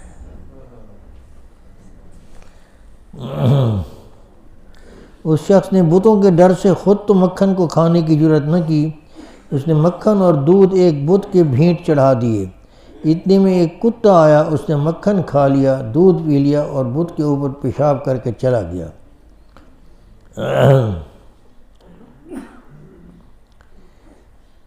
ایک طرف شرف انسانیت کی یہ تذلیل کہ پتھروں کے آگے ماتھے رگڑے جا رہے تھے، اور دوسری طرف خون انسانی کی یہ ارزانی کہ بات بات پر تلواریں میانوں سے نکل آتی تھیں، سیف و سنان کا بے محابہ استعمال ہوتا تھا۔ بسوس اور داحس یہ جنگوں کے نام ہیں جو زمانہ جاہلیت میں چلی ہیں۔ بسوس اور داحس وغیرہ وغبرا یہ وغیرہ کی جنگوں کا حال پڑھ کر دیکھیے، قبائلی لڑائیوں کا کچھ اندازہ ہو جائے گا۔ یہ جنگیں 100 سال تک چلی جاتی تھیں۔ وہ پانی پلا، میری باری پہلی تھی، تم نے پلا لیا، اس پر دو آدمیوں میں لڑائی ہوئی، اس کا قبیلہ نکل آیا، اس کا قبیلہ آیا، قتل در قتل، بدلہ در بدلہ، چلتے چلتے 100 سال تک یہ لڑائی چلی۔ بسوس اور داہس وغیرہ وغبرہ وغیرہ کی جنگوں کا حال پڑھ کر دیکھیے، قبائلی لڑائیوں کا کچھ اندازہ ہو جائے گا۔ یہ جنگیں 100 سال تک چلی جاتی تھیں۔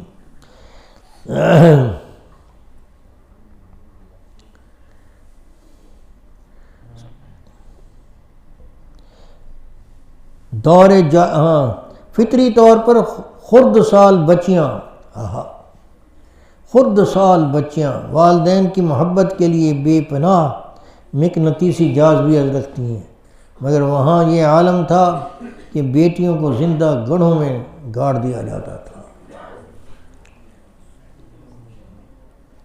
3 دور جاہلیت میں عربوں کی سنگ دلی کہاں تک پہنچی ہوئی تھی، اس کا اندازہ اس ایک واقعہ سے لگائیے جو امام دارمی ہی نے نقل کیا ہے کہ ایک شخص حضرت صلی اللہ علیہ وسلم کی خدمت میں حاضر ہوا اور کہا، اے اللہ کے رسول، ہم لوگ جاہلیت زمانہ کفر میں بتوں کو پوجتے تھے، بچیوں کو مار دیتے تھے۔ میری ایک بیٹی تھی، جب میں اسے آواز دیتا تو وہ خوش ہو کر جواب دیتی تھی۔ ایک دن میں نے اسے بلایا، وہ میرے پیچھے ہو لی۔ قریب ہی ہمارا ایک کنواں تھا، میں وہاں آیا اور اس کے بازو سے پکڑ کر اسے کنویں میں پھینک دیا، اور وہ بیچاری ابا جان کہہ کر مجھے پکارتی رہی، مگر میں اپنا کام کر گیا۔ تصور کر سکتے ہیں ہمارے نبی امی صلی اللہ علیہ وسلم؟ دیکھو اللہ تعالیٰ، میں عرض کرتا ہوں کبھی ہم سوچتے نہیں، اللہ نے جب حضور صلی اللہ علیہ وسلم کی کارگزاری کا ارشاد فرماتے ہیں تو نبی امی کہتے ہیں۔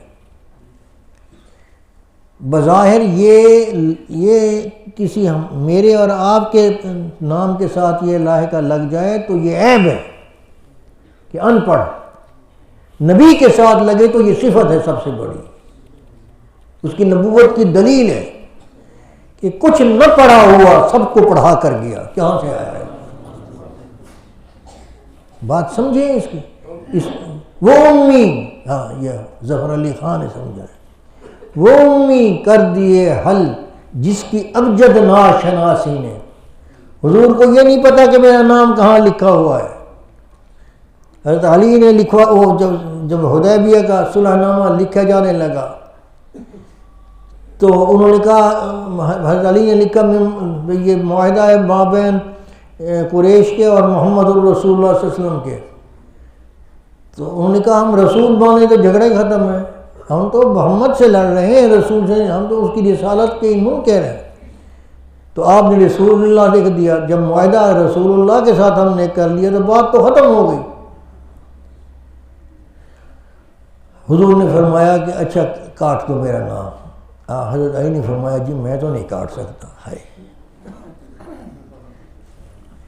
میں تو نہیں کاٹ سکتا یہ لکھا ہے۔ انہوں نے فرمایا مجھے دکھاؤ میرا نام کہاں لکھا ہے۔ سمجھو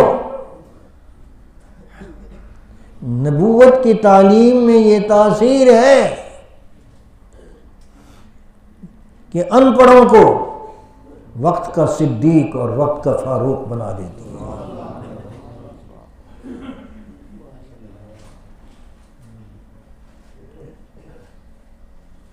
اور ہم کہتے ہیں ہم ان پڑھ رہ جائیں گے، قومی ادارے میں آئے، ایسی تیسی تمہارے ادارہ ہوگی۔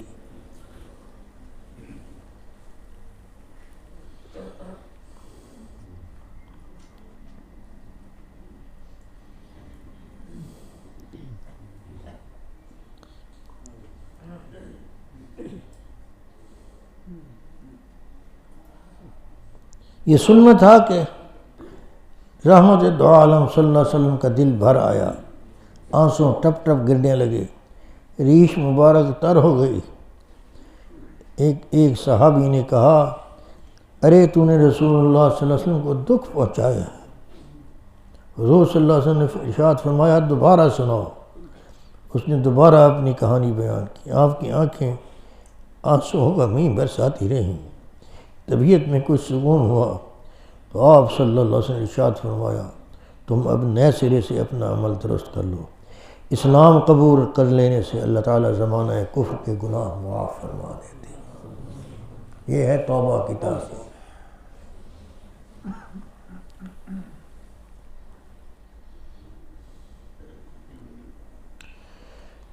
وہاں یہ عالم تھا کہ بیٹیوں کو زندہ گڑھوں میں گاڑ دیا جاتا تھا وغیرہ وغیرہ، مگر قربان جائیے آقا دو جہاں صلی اللہ علیہ وسلم پر، آپ کی تعلیم اور تربیت نے وہ اثر کیا کہ دیکھتے ہی دیکھتے کایا ہی تو پلٹ گئی۔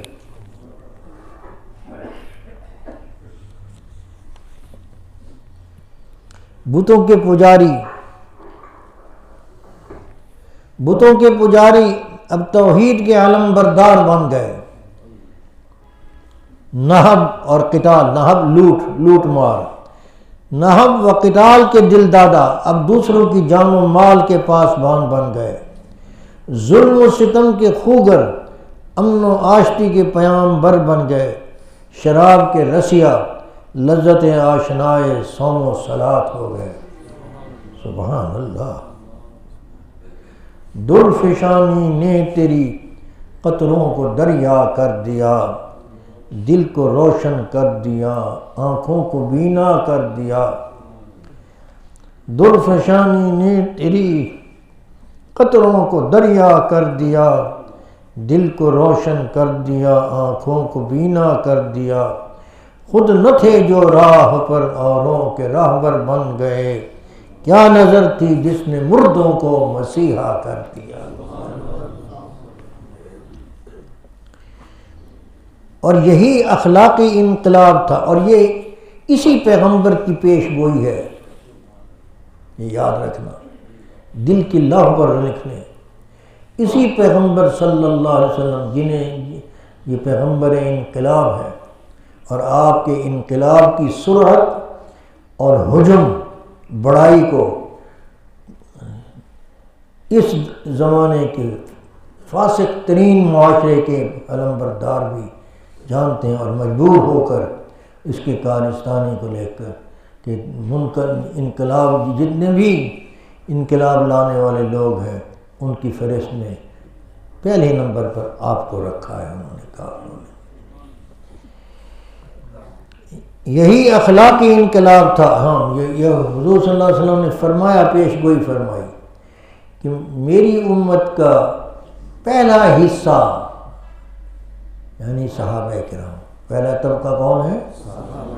پہلا طبقہ صاحب جس چیز سے سنورا آخری طبقہ بھی اسی سے سنورے گا۔ کیا مطلب ہے اس کا؟ کہ پھر وہی جنہیں فضول سمجھ کر بجھا دیا تو نے، وہی چراغ جلیں گے تو روشنی ہوگی، وہی چراغ جلیں گے تو روشنی ہوگی۔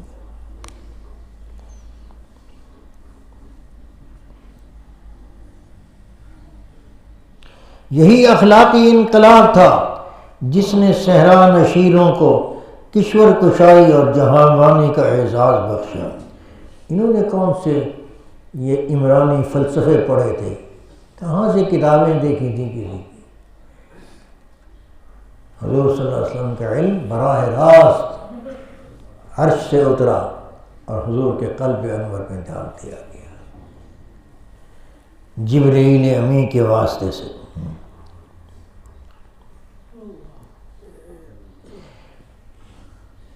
جب یہ لوگ اللہ کے دین کو پھیلانے کے لیے گھروں سے نکلے، یہ نکلے دین کو پھیلانے تھے۔ فَلْيُبَلِّغِ الشَّاهِدُ الْغَالِبُ، یہ حکم تھا حضور صلی اللہ علیہ وسلم کو۔ فَلْيُبَلِّغِ الشَّاهِدُ الْغَائِبُ، جو حاضر ہے وہ پہنچا دے غائب کو یہ پیغام جو آج میں نے تم کو دیا ہے۔ اسی کو سن کر نکلے، اور چنانچہ جب زمین کے آخری مغربی سرحد پر،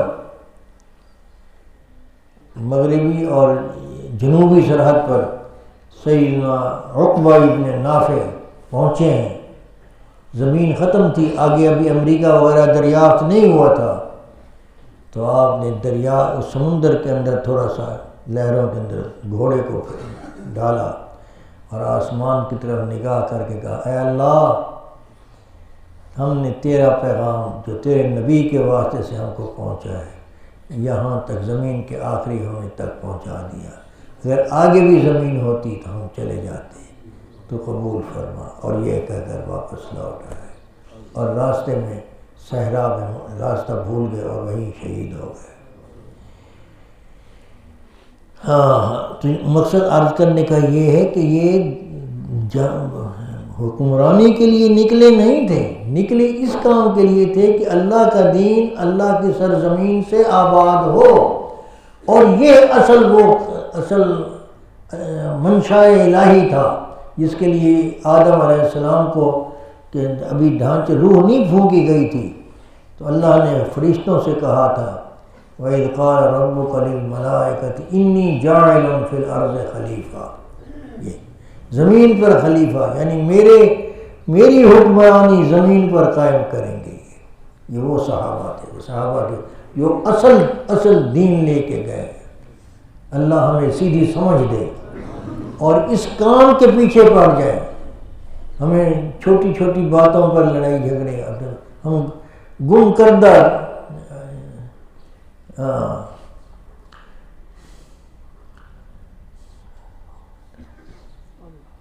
تو صاحب منزل ہے کہ بھٹکا ہوا راہی، ہم بھٹکے ہوئے راہی ہیں اس وقت۔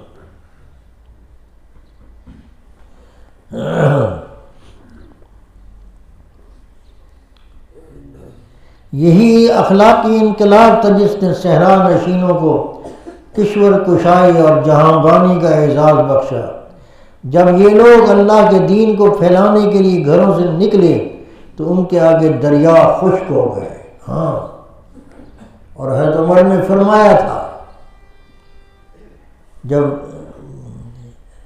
حضرت سعد بن ابی وقاص کو عراق کی مہم بخشی تو اس سے پہلے سروے کیا آپ نے، خود فرماتے تھے کہ میں پہاڑوں کے پاس گیا، میں نے کہا میں حضور صلی اللہ علیہ وسلم کے غلاموں کو بھیج رہا ہوں، راستہ دو گے؟ انہوں نے کہا ہم دیں گے راستہ۔ میں نے دریاؤں سے کہا، انہوں نے کہا ہم ان کو راستہ دیں گے۔ صحرا کی ریتوں نے کہا کہ ہم ان کے لیے ایسے بن جائیں گے کہ ان کے قدم دھسیں گے نہیں۔ یہ محدث جن کو حضور نے فرمایا ہے، پیغمبروں کا قافلہ نکل گیا تھا، یہ پیچھے آئے۔ حضور نے فرمایا کہ اگر میرے بعد کوئی پیغمبر ہوتا تو یہ لوگ ہوتے، اگرچہ میرے بیٹے زندہ ہوتے تو یہ ہوتے۔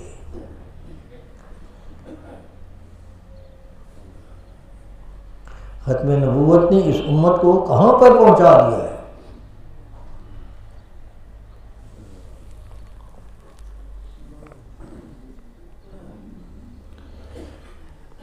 یہی اخلاقی انقلاب تھا جس نے صحرا نشینوں کو کشور کشائی اور جہاں بانی کا اعزاز بخشا۔ جب یہ لوگ اللہ کے دین کو پھیلانے کے لیے گھروں سے نکلے تو ان کے آگے دریا خشک ہو گئے، صحرا سمٹ گئے، نہ کوہ و دمن ان کا رستہ روک سکے، نہ دریاؤں کی موجیں ان کے ارادے بدل سکیں۔ صحابہ کرام کے گھوڑے افریقہ کے ریگستانوں اور یورپ کے مرغزاروں کو رونتے چلے گئے۔ یہی اونٹوں کے چرانے والے جب محمد عربی صلی اللہ علیہ وسلم کا دیا ہوا ضابطۂ حیات لے کر نکلے تو پرانا فلسفہ اخلاق اس کے آگے ماند پڑ گیا۔ قدیم تہذیب و ثقافت کی بوسیدہ عمارت اس کے سامنے گرد راہ بن کر رہ گئی۔ اس نبی امی کی تعلیم قرآن و سنت میں آج بھی یہ تاثیر ہے، کاش کوئی اس کو لے کر اٹھے اور زمانے کو بتائے کہ ہم زندہ ہیں۔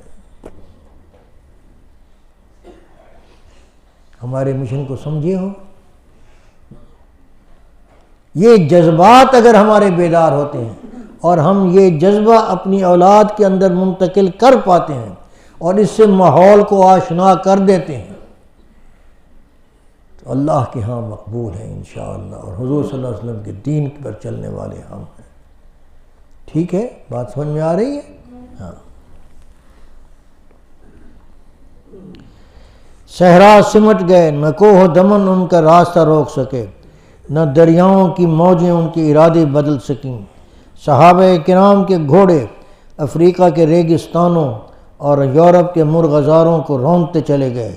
یہی اونٹوں کے چرانے والے جب محمد عربی صلی اللہ علیہ وسلم کا دیا ہوا ضابطۂ حیات لے کر نکلے تو پرانا فلسفہ اخلاق اس کے آگے ماند پڑ گیا۔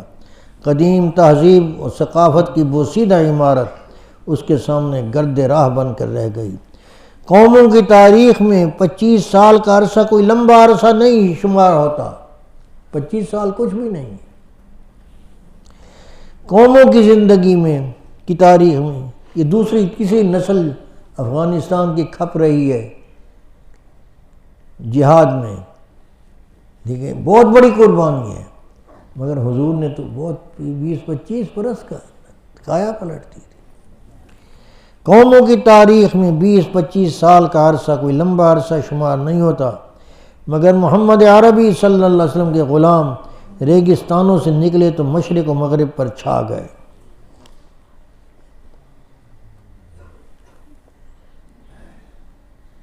کیا شعر ہے جگر کا؟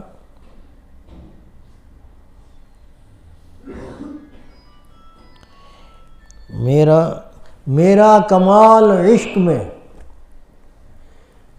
میرا کمال عشق بس اتنا ہے اے جگر،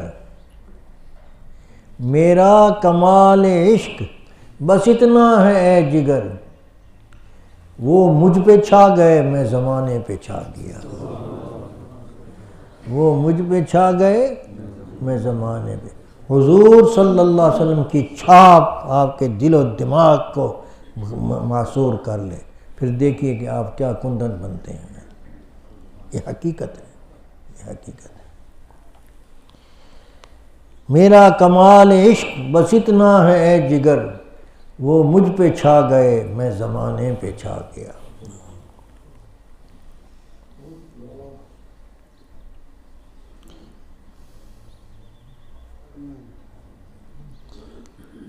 اس کو یاد کر لیں، میرا کمال عشق میں، میرا کمال عشق، میرا کمال عشق بس اتنا ہے اے جگر، میرا کمال عشق بس اتنا ہے اے جگر، وہ مجھ پہ چھا گئے میں زمانے پہ چھا گیا۔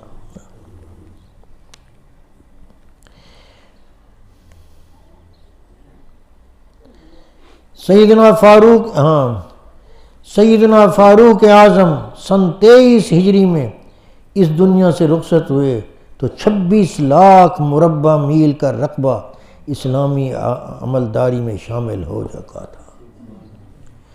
غرض میں کیا کہوں تجھ سے کہ وہ صحرا نشین کیا تھے، غرض میں کیا کہوں تجھ سے کہ وہ صحرا نشین کیا تھے، جہاں گیرو جہاں دارو جہاں بانو جہاں آرا، جہاں گیرو جہاں دارو جہاں بانو جہاں آرا۔ بلا شبہ یہ اعجاز تھا نبی امی صلی اللہ علیہ وسلم کی تعلیمات کا، اور کرشمہ تھا غلامان محمد صلی اللہ علیہ وسلم کی جاں فروشیوں کا اور کاوشوں کا۔ آقا نے یہ غلام، جملے سنو، آقا نے یہ غلام سیم و زر دے کر نہیں خریدے تھے، آقا نے یہ غلام سیم و زر دے کر نہیں خریدے تھے، بلکہ آپ کی اداؤں نے ان کے دل موہ لیے تھے، آپ کی اداؤں نے ان کے دل موہ لیے تھے۔ آپ کے حسن تعلیمات نے ان کے رگ و ریشہ میں گھر کر لیا تھا، اس لیے ان کی زندگی کا ہر قدم، اس لیے ان کی زندگی کا ہر قدم آپ کے نقش پا پر پڑتا تھا۔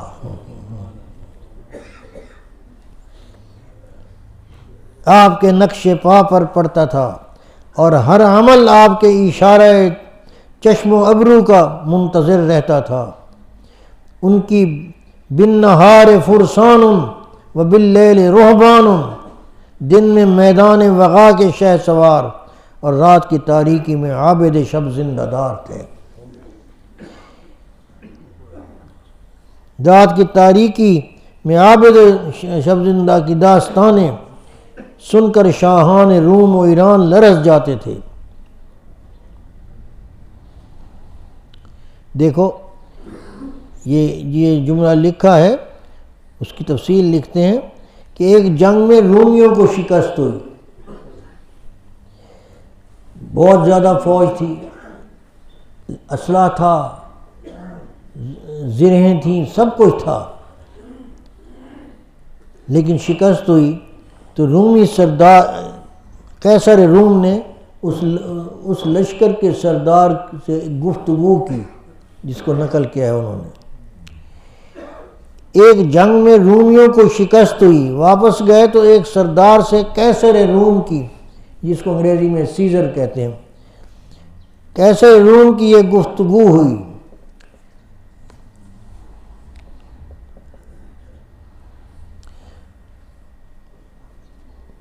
ان داستانوں کو پڑھ کر دیکھیں، شاید کہیں ہمارے لیے بھی فوز و فلاح کی سبیل نکل آئے۔ قیصر پوچھتا ہے، بڑے افسوس کی بات ہے کہ تم شکست کھا کر آ جاتے ہو، کیا وہ تمہاری طرح انسان نہیں ہے؟ کیا وہ تمہاری طرح انسان نہیں ہے؟ سردار، جی ہاں، بظاہر تو وہ بھی ہم جیسے انسان ہیں، مگر کیا؟ تعداد میں تم زیادہ ہوتے ہو یا وہ؟ سردار، حضور، تعداد میں تو ہم ہی موقع پر زیادہ ہوتے ہیں۔ قیصر، پھر کیا وجہ ہے کہ تم شکست کھا کر بھاگ آتے ہو؟ سردار، جناب والا اس لیے کہ وہ راتوں کو خدا کی یاد میں جاگتے ہیں، وہ راتوں کو خدا کی یاد میں جاگتے ہیں، دن کو روزے رکھتے ہیں، وعدے کے پکے ہوتے ہیں، نیکی کی تبلیغ کرتے اور برائی سے روکتے ہیں، آپس میں انصاف کا برتاؤ کرتے ہیں۔ اس کے برعکس ہم لوگ شراب پیتے ہیں، بدکاری کرتے ہیں، وعدہ خلافی کرتے ہیں، ایک دوسرے پر ظلم روا رکھتے ہیں، زمین میں فساد برپا کرتے ہیں۔ قیصر، تم نے ٹھیک کہا، ان کی اخلاقی بلندی انہیں سر بلند کرتی ہے اور ہماری اخلاقی پستی ہمیں ذلیل کر رہی ہے۔ میں پوچھتا ہوں، ہمارے بچوں کو جو ہزاروں لاکھوں خرچ کر رہے ہیں، تعلیم دلائی جا رہی ہے، اخلاق کی کہیں کوئی آہٹ بھی ہے؟ پھر کیسے یعنی جو بو کر ہم گندم کیسے کاٹیں؟ یہ کرپشن سب چیخ رہے ہیں، خود چور شور مچا رہے ہیں، چور۔ کیوں؟ کہاں کے پڑے ہوئے لوگ ہیں؟ کن تربیت گاہوں سے نکلے ہیں یہ؟ تعلیم کا خرچہ دیکھو، 20 لاکھ روپے میڈیکل والے لے رہے ہیں، اخلاقیات کہیں ہے؟ یہی ہے کہ پڑھے لکھے طبقے دو کون سب سے زیادہ پڑھے ہوئے ہیں، وکیل اور ڈاکٹر۔ کیا حشر انہوں نے کیا انسانیت پر؟ اور یہ خلاف توقع نہیں، جو اتنا پیسہ خرچ کر کے آتے ہیں وہ تو کہتے ہیں ہم نے لوٹنا ہے، ریکور کرنی ہے۔ اخلاق نامی چیز کوئی نہیں ہے۔ وہ مولویوں کا قصہ ہے، مولوی بھی بیچارے آہستہ اس طرف پھسلتے آ رہے ہیں۔ وہ انحطاط کا ایک اتاہ گڑھا ہے جس میں ہم سب گرتے چلے جا رہے ہیں۔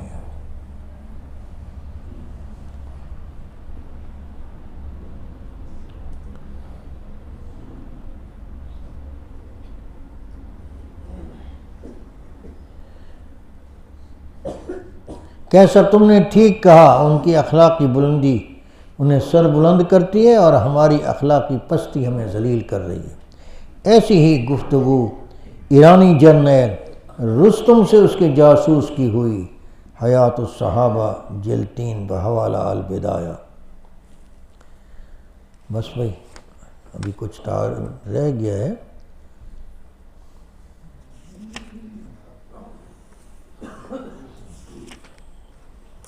تھوڑا سا ایک صفحہ پڑھ لیتا ہوں۔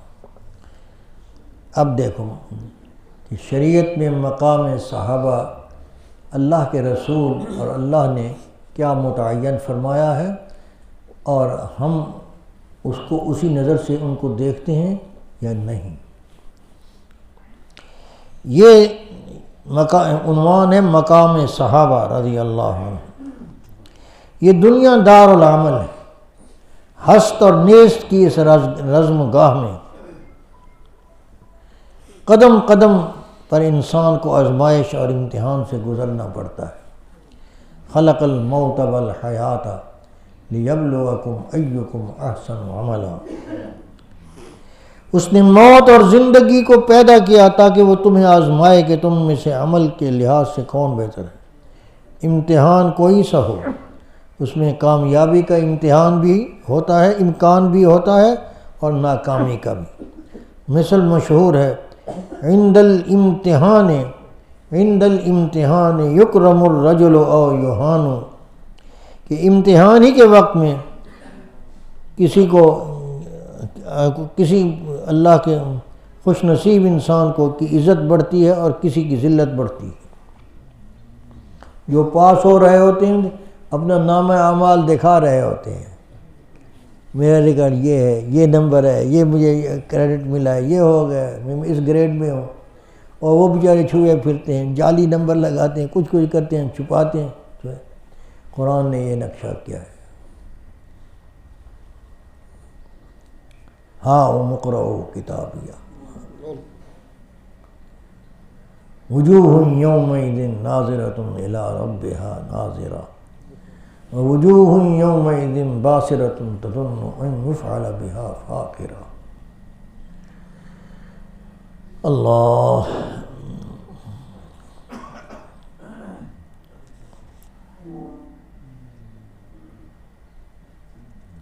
مگر وہ خوش نصیب انسان جنہیں ایمان کی حالت میں، جنہیں یہ صحابہ کی تعریف ہے، پہچان ہے، جنہیں ایمان کی حالت میں رسول اللہ صلی اللہ علیہ وسلم کے دیدار کی سعادت میسر آئی اور ایمان کی دولت ہمراہ لے کر اس دنیا سے رخصت ہوئے، یا وہ جن کی بینائی نہیں تھی تو وہ حضور کو تو نہیں دیکھ سکتے تھے، حضور نے تو ان کو دیکھا،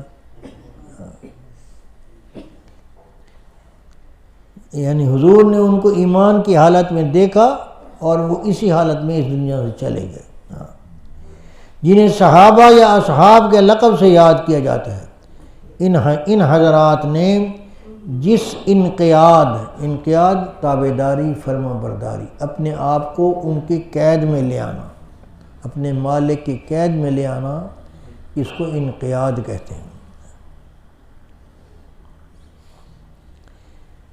جس انقیاد اور اطاعت، تسلیم اور رضا، سر افغنی اور جان فروشی، یعنی سر ڈال دینا اور جان بیچ دینا اپنے محبوب کے نام پر کا ثبوت دیا، اس کی وجہ سے انہیں کامیابی نصیب ہوئی۔ اولئک الذین امتحن اللہ قلوبہم للتقوی لہم مغفرۃ واجر عظیم۔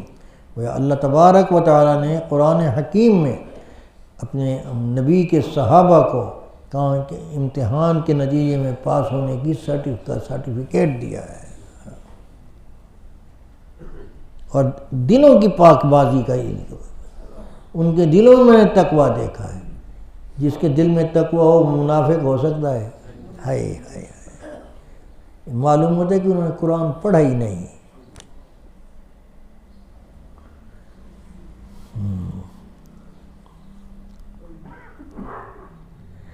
وہی ہیں جن کے دلوں کو اللہ نے آزما لیا ہے تقویٰ کے لیے، ان کے لیے بخشش اور بہت بڑا اجر ہے۔ انہیں اللہ تعالیٰ کی طرف سے رضامندی اور خوشنودی کا سرٹیفکیٹ ملا۔ والسابقون الاولون من المہاجرین والانصار والذین اتبعوہم بإحسان رضی اللہ عنہم ورضوا عنہ۔ جو لوگ سبقت کرنے والے ہیں مہاجرین اور انصار میں سے، اور جو لوگ نیکی میں ان کے پیچھے پیچھے چلے، اللہ ان سے راضی ہوا اور وہ اس سے راضی ہو گئے۔ پھر اس خوشنودی اور رضامندی کے نتیجے میں انہیں من پسند اور لازوال نعمتوں کے گھر یعنی بہشت کا معاہدہ سنایا گیا۔ یدخلہم جنات تجری من تحتها الانہار خالدین فیہا رضی اللہ عنہم ورضوا عنہ اولئک حزب اللہ، یہ اللہ کا گروہ ہے، یہ اللہ کی جماعت ہے۔ الا ان حزب اللہ هم المفلحون۔ اللہ تعالیٰ انہیں ایسی بہشتوں میں داخل کریں گے جن کے نیچے نہریں بہہ رہی ہوں گی، وہ ان میں ہمیشہ رہیں گے۔ اللہ ان سے راضی ہوا اور وہ اس سے خوش ہوئے، وہ اللہ کا گروہ ہے۔ سن لو کہ اللہ کا گروہ ہی کامیاب ہونے والا ہے۔ پھر یہی نہیں کہ وہ خود ہی کندن بن گئے، بلکہ انہوں نے پارس کے پتھر کا کام دیا، جو ان سے جڑ گیا وہ بھی زر خالص بن گیا۔ یہ سب نتیجہ تھا آقائے دو جہاں صلی اللہ علیہ وسلم کی غلامی اور آپ کی اطاعت و فرما برداری کا۔ اور یاد رکھو ہمارے نبی کی نمایاں صفت کیا ہے کہ وہ یہ سب کام کر گزرے امی ہونے کے باوجود، امی ہونے کے باوجود۔ چلو آگے چلیں، بعد میں کریں۔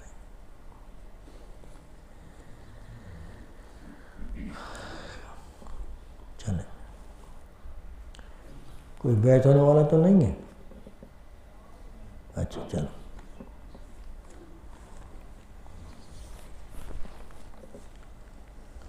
ہاں بھائی، نعت جعفر ادھر آؤ۔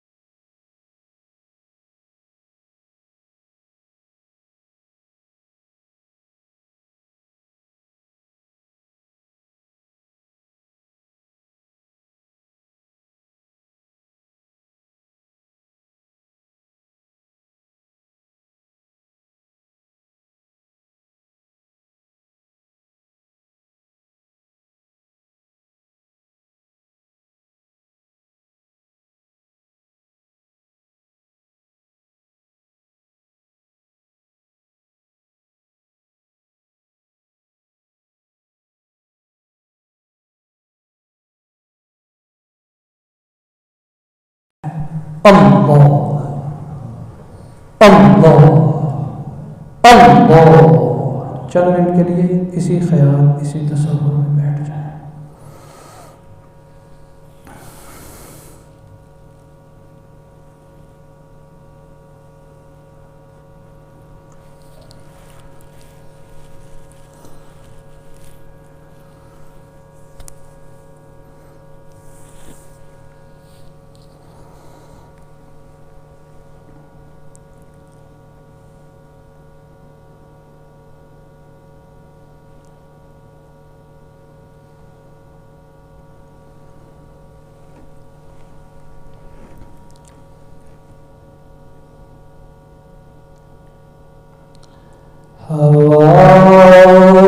حرص والا دل بدل دے،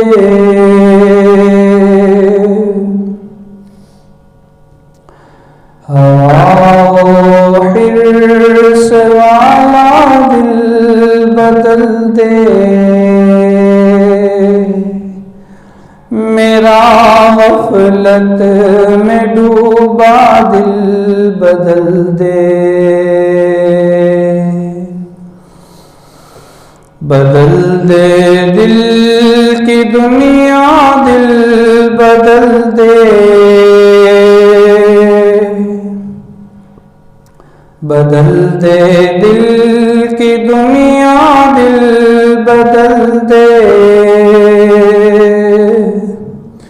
خدایا فضل فرما دل بدل دے، گناہگاری میں کب تک عمر کاٹوں،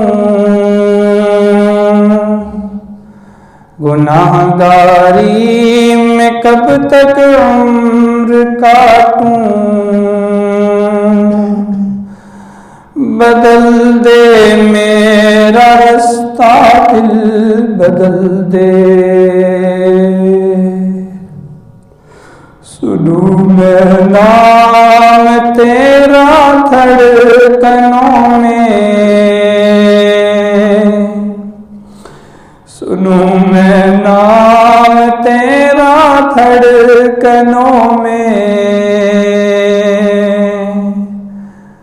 مزہ آ جائے مولا دل بدل دے، یہ کیسا دل ہے سینے میں الہی، یہ کیسا دل ہے سینے میں الہی، جو زندہ بھی ہے مردہ دل بدل دے، تیرا ہو جاؤں اتنی آرزو ہے، تیرا ہو جاؤں اتنی آرزو ہے، بس اتنی ہے تمنا دل بدل دے، میری فریاد سن لے میرے مولا، میری فریاد سن لے میرے مولا، بنا لے اپنا بندہ دل بدل دے، حرص والا دل بدل دے، میرا غفلت میں ڈوبا دل بدل دے، بدل دے دل کی دنیا دل بدل دے، خدایا فضل فرما دل بدل دے.